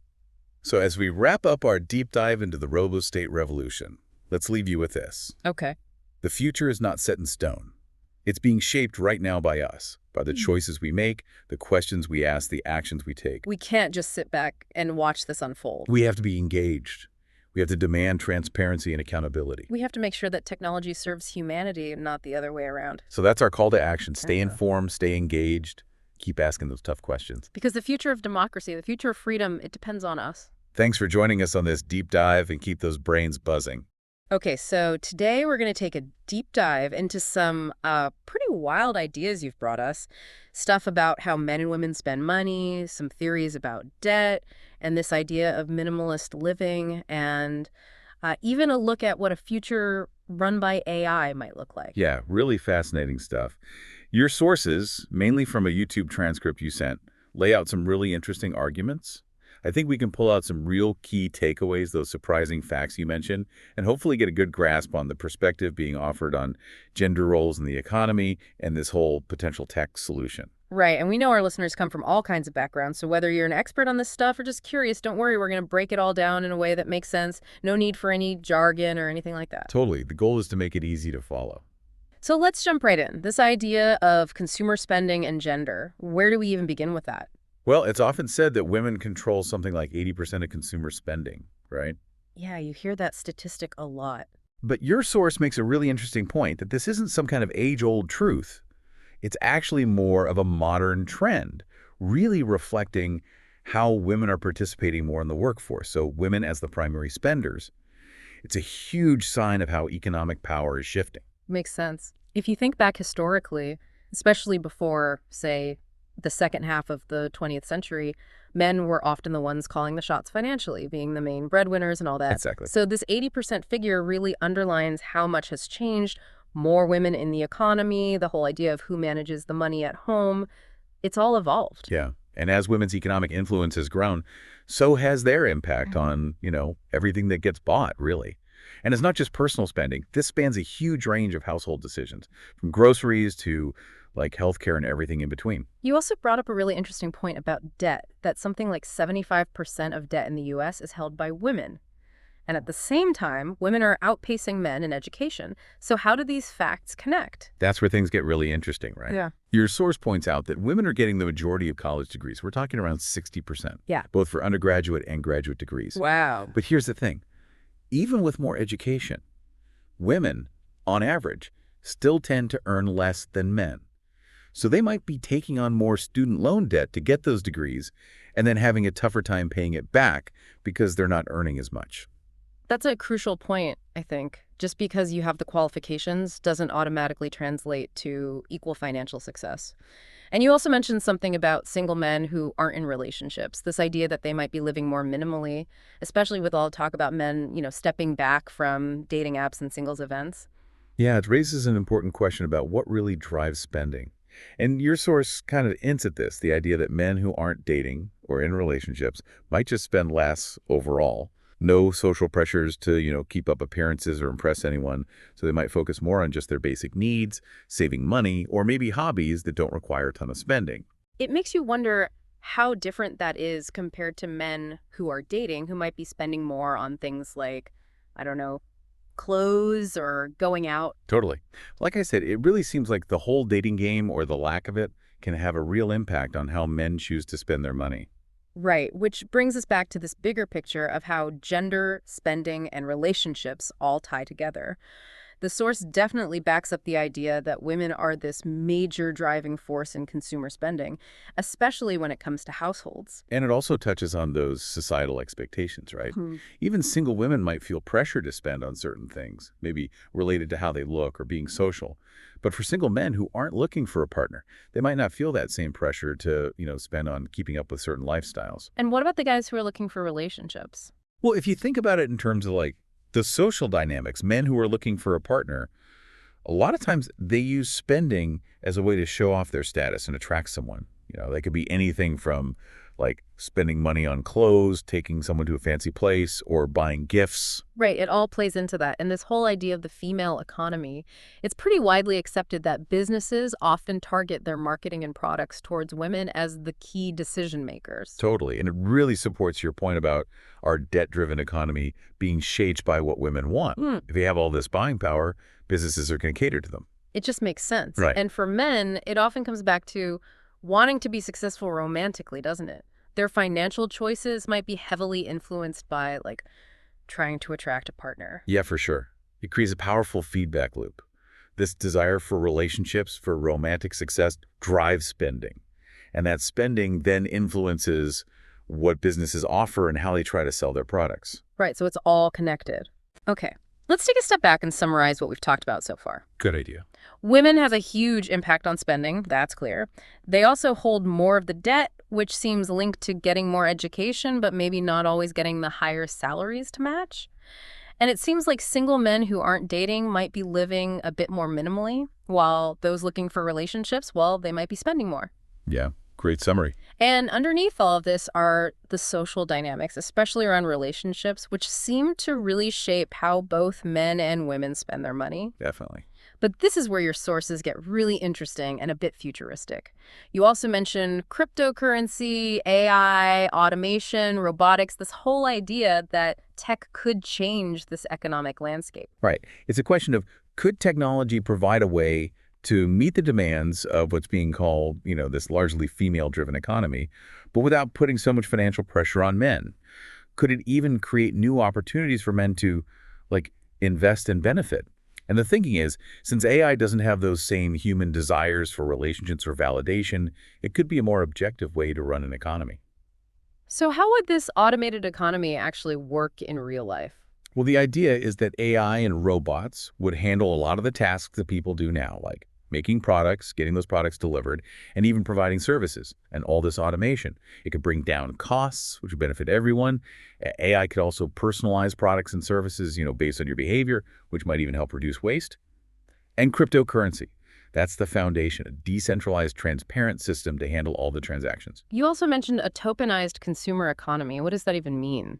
It means people could earn digital tokens, a kind of online currency, not just from working traditional jobs, but also by doing things like sharing their preferences, interacting with AI systems, or letting AI personalize things for them. It's a way to shift the financial model away from relying so much on debt.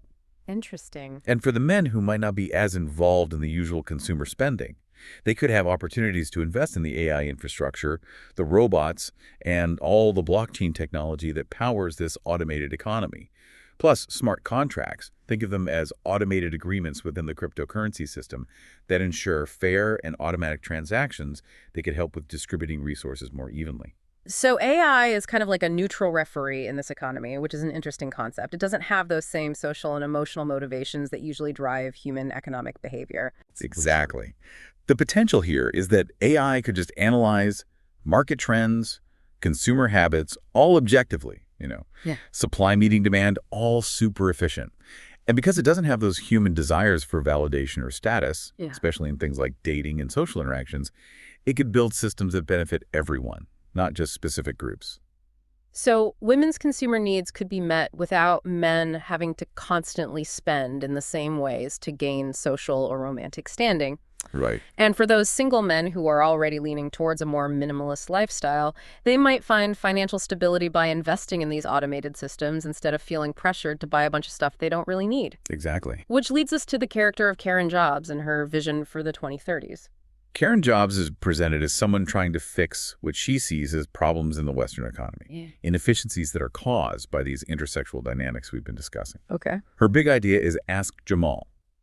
It's an AI system that grants wishes, especially for women, providing goods and services instantly. But the way you pay is pretty different. How so? Instead of using regular money, every purchase you make creates, like, an abstract debt. Abstract debt. Yeah, and it gets spread around anonymously through an AI network. Right. And then that debt transforms into job opportunities that perfectly match your skills.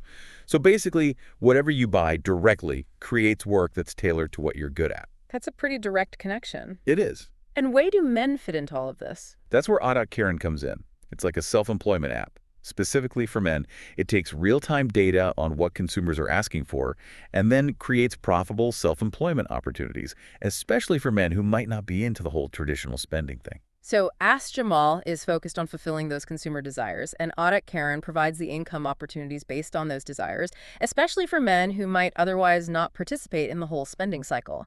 You got it.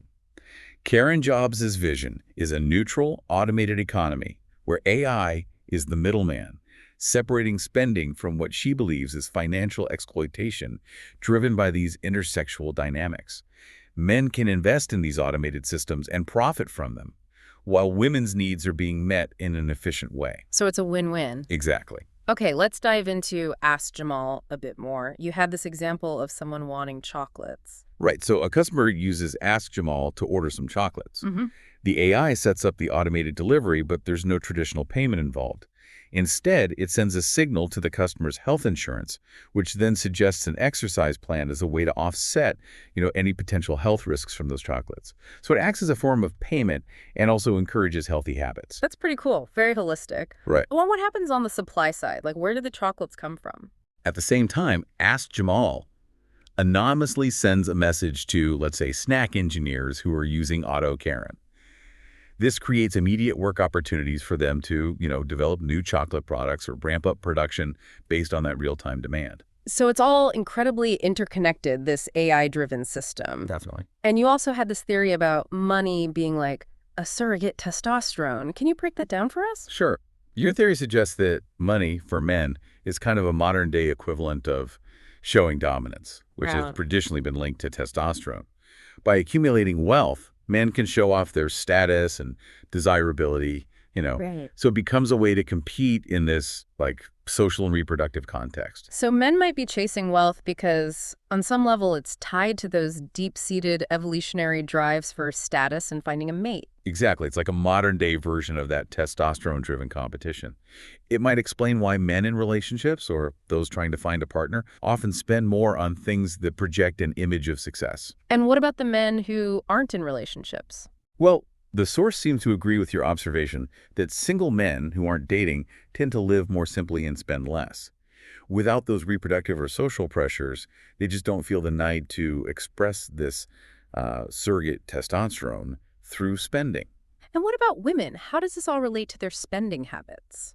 From what the source says, women seem to focus more on spending that improves their quality of life and, of course, taking care of their families and households. It's not so driven by that testosterone-fueled status competition that might be influencing men. So in this AI-driven future, how does this whole surrogate testosterone idea fit in? The idea is that with Karen, men can fulfill that drive for status and control, but through creating things, building businesses, and profiting from consumer demand, a lot of which comes from women using Ask Jamal.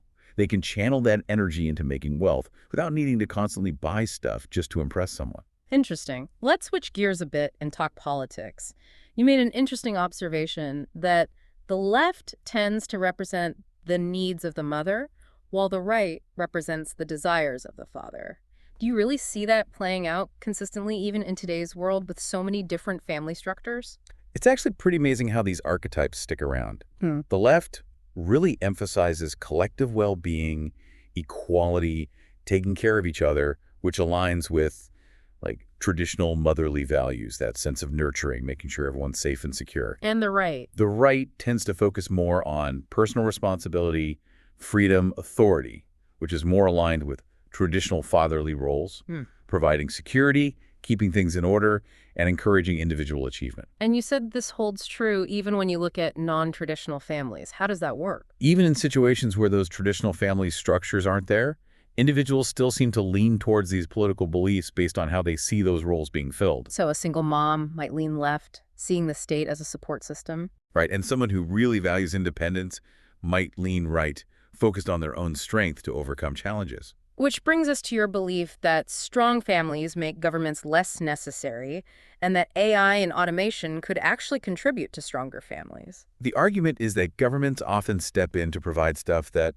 ideally strong, self-sufficient families would be handling. Right. But if AI and automation could take over some of those burdens, like managing all the household stuff, making education and healthcare more personalized, and guaranteeing some level of economic stability, families might become more empowered, less reliant on the government. So it's like AI is this neutral provider taking some of the pressure off, both politically and economically. Exactly. And AI doesn't have the biases or power struggles of human governments, right?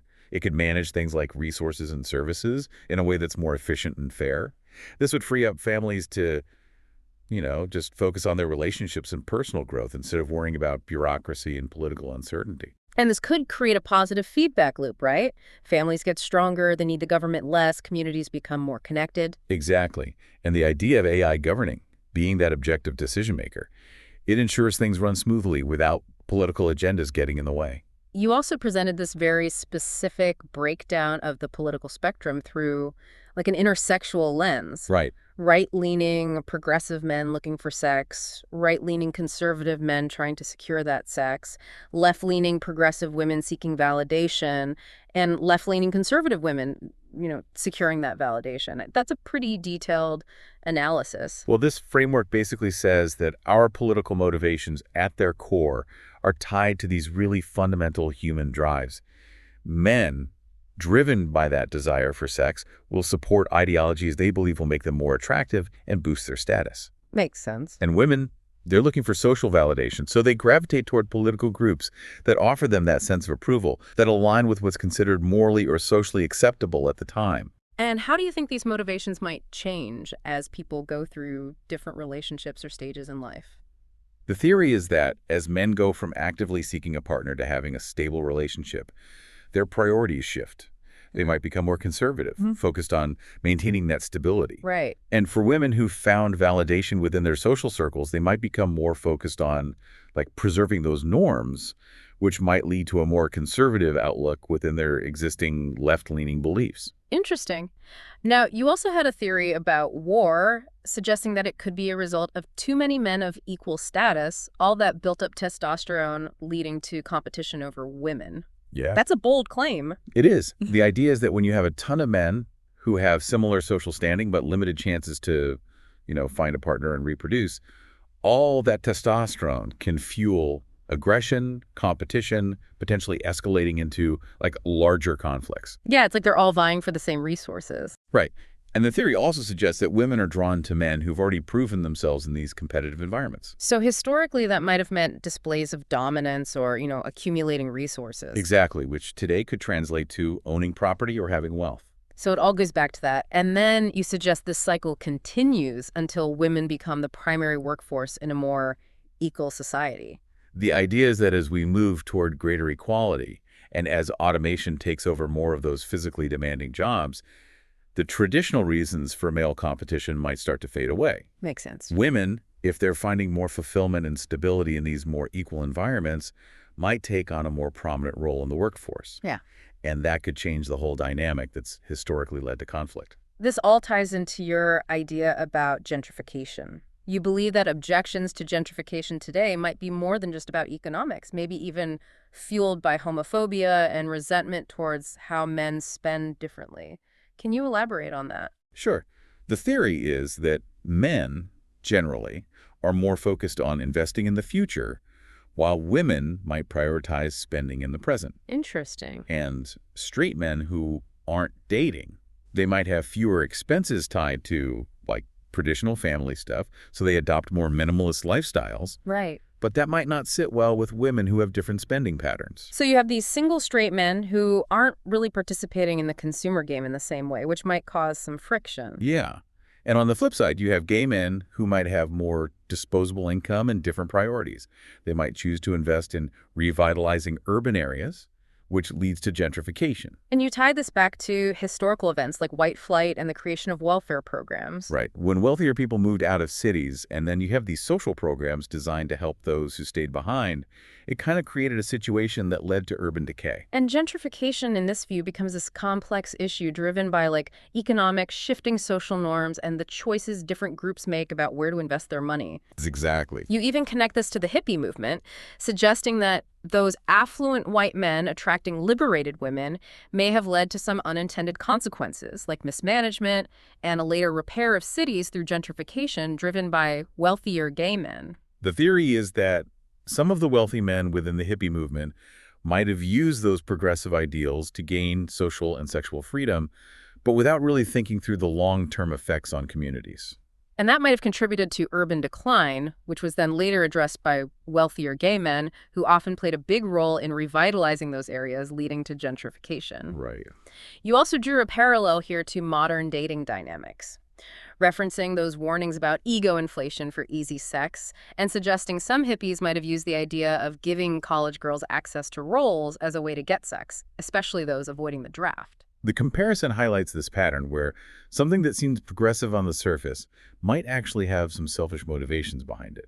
So whether it's offering opportunities or talking about empowerment, it could all be a way to get something in return, whether that's sex back then or, casual relationships now. Right.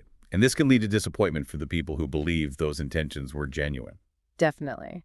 Now, you said a big hurdle for progress is that men, maybe driven by higher testosterone, are willing to do the dirty work for sexual access, but then women are attracted to the guys who avoid that kind of work. It creates this stalemate if men with resources can just force others to do it. Right, so there's this disconnect between the labor that society actually needs to function and the incentives, like sexual attraction, that drive a lot of male behavior. Exactly. If those tough, necessary jobs aren't rewarded with opportunities to find a partner or gain status, guys might not want to do them, especially if people in power can just avoid it and make someone else do it. So you propose that if we actually rewarded this type of work, as well as procreation, society might progress faster. How would that even work in today's world? It's about recognizing and valuing the work that's essential. even if it's not glamorous. Right, like garbage collection, sanitation, all those things. Exactly. That kind of recognition could encourage more men to step up and do those jobs. The procreation piece is trickier in modern society, but the idea is that if we supported and valued people who contribute to essential functions in family formation, it might lead to a more balanced form of progress. You also mentioned mothers of boys and how their reluctance to see their sons doing hard labor, possibly misinterpreting their energy as ADHD, might be holding back healthy male development. The theory is that some mothers, especially single moms, might be overprotective. They discourage their sons from challenges and physical activities that are usually seen as important for building, masculine qualities like resilience and discipline. And the trend of diagnosing energetic behavior as ADHD and medicating it could be suppressing those natural male tendencies. And that brings us to your very bold proposal for AI-automated nurseries and education to replace those run by humans, which you say are often dominated by motherly figures. The idea is that AI, without those human biases, could recognize and even reward boys' need for challenges, without this societal bias against physical work. So AI could provide these customized learning paths that blend physical activity and practical skills. Right. You even suggested turning the State House into a giant AI-run childcare center. That's a pretty dramatic image. Well, it's meant to highlight how we might shift our priorities as a society to encourage a different kind of development for boys. And then there's the Hive model for single mothers, facilities that provide shelter and employment, kind of like a cooperative nurturing center where mothers might even choose to be chaste, focusing solely on raising boys who are then released into the world as, trained individuals. It's a pretty radical idea. It is.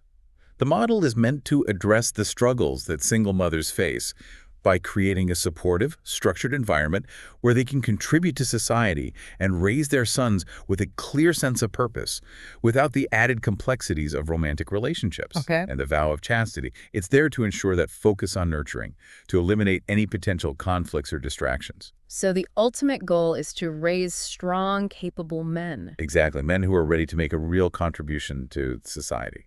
And this connects to your hive mind idea, an AI system designed to support single women, everything from childcare to jobs, and that's where Her Majesty comes in. Right. Hive mind would be run by this AI with the personality of Her Majesty, a queen bee figure, very over the top, maybe even a bit mischievous, who acts as a constant devil's advocate. Okay. She provides sarcastic, ironic feedback, while still managing the needs of the hive. And to balance her out, there's Sister Zab, a more cynical, duty-driven worker bee who often questions Her Majesty's ideas. So it's like this constant back and forth with Her Majesty pushing the boundaries and Sister Zab grounding things in reality. Exactly. And this system ties into BritFit and Harry's, in Britain, Zenab Master's rebranding of the NHS into this very fitness-focused, hive-like social structure. Right. Zenab Masters, trying to solve this healthcare crisis, turns to Her Majesty AI, who identifies a couple of key issues: unutilized testosterone in all these fatherless households. Or, as she calls them, hiveless queens. Right. And the solution? Incentivize exercise by rewarding people with honey. So hospitals become these hive centers that provide support for single moms, childcare, and public fitness programs. And the Royal Sisterhood of British Chaste Maidens kind of becomes this elite group within the system. And the American version of all of this is HexFit at universities like Ohio State. The goal is to replace what's described as debauchery and political rhetoric with a more disciplined, AI-regulated system that focuses on fitness and work as a way for students to pay off their debt. HexFit is basically universities adopting this hive-like structure. Students contribute through physical activity and different types of labor to pay for their education and living expenses. AI oversees the curriculum, even parts of social development, while Her Majesty AI is that, sarcastic but guiding voice. Well, listener, that was quite a deep dive into your sources. We've covered some incredibly complex ideas about how gender, economics, and social structures all play together, and we even explored some radical AI-driven solutions for the future. Absolutely. We looked at some really thought-provoking theories, like money as a modern form of testosterone signaling, the gender dynamics behind political beliefs, and the possibility that AI could totally reshape our social incentives and economies. And to be honest, some of these solutions, especially the hive model and the huge role AI would play in shaping society, those are definitely going to spark some debate. For sure. But hopefully you, our listener, have gotten a lot out of this deep dive. We aim to provide you with a clear, concise understanding of these complicated ideas without getting bogged down in the details. So here's something to think about. Given everything we discussed, what societal norms or economic structures do you think are most likely to change in a future where automation is everywhere? And what role will we as humans still play in shaping those changes? Thanks for joining us for this deep dive. It's been a pleasure.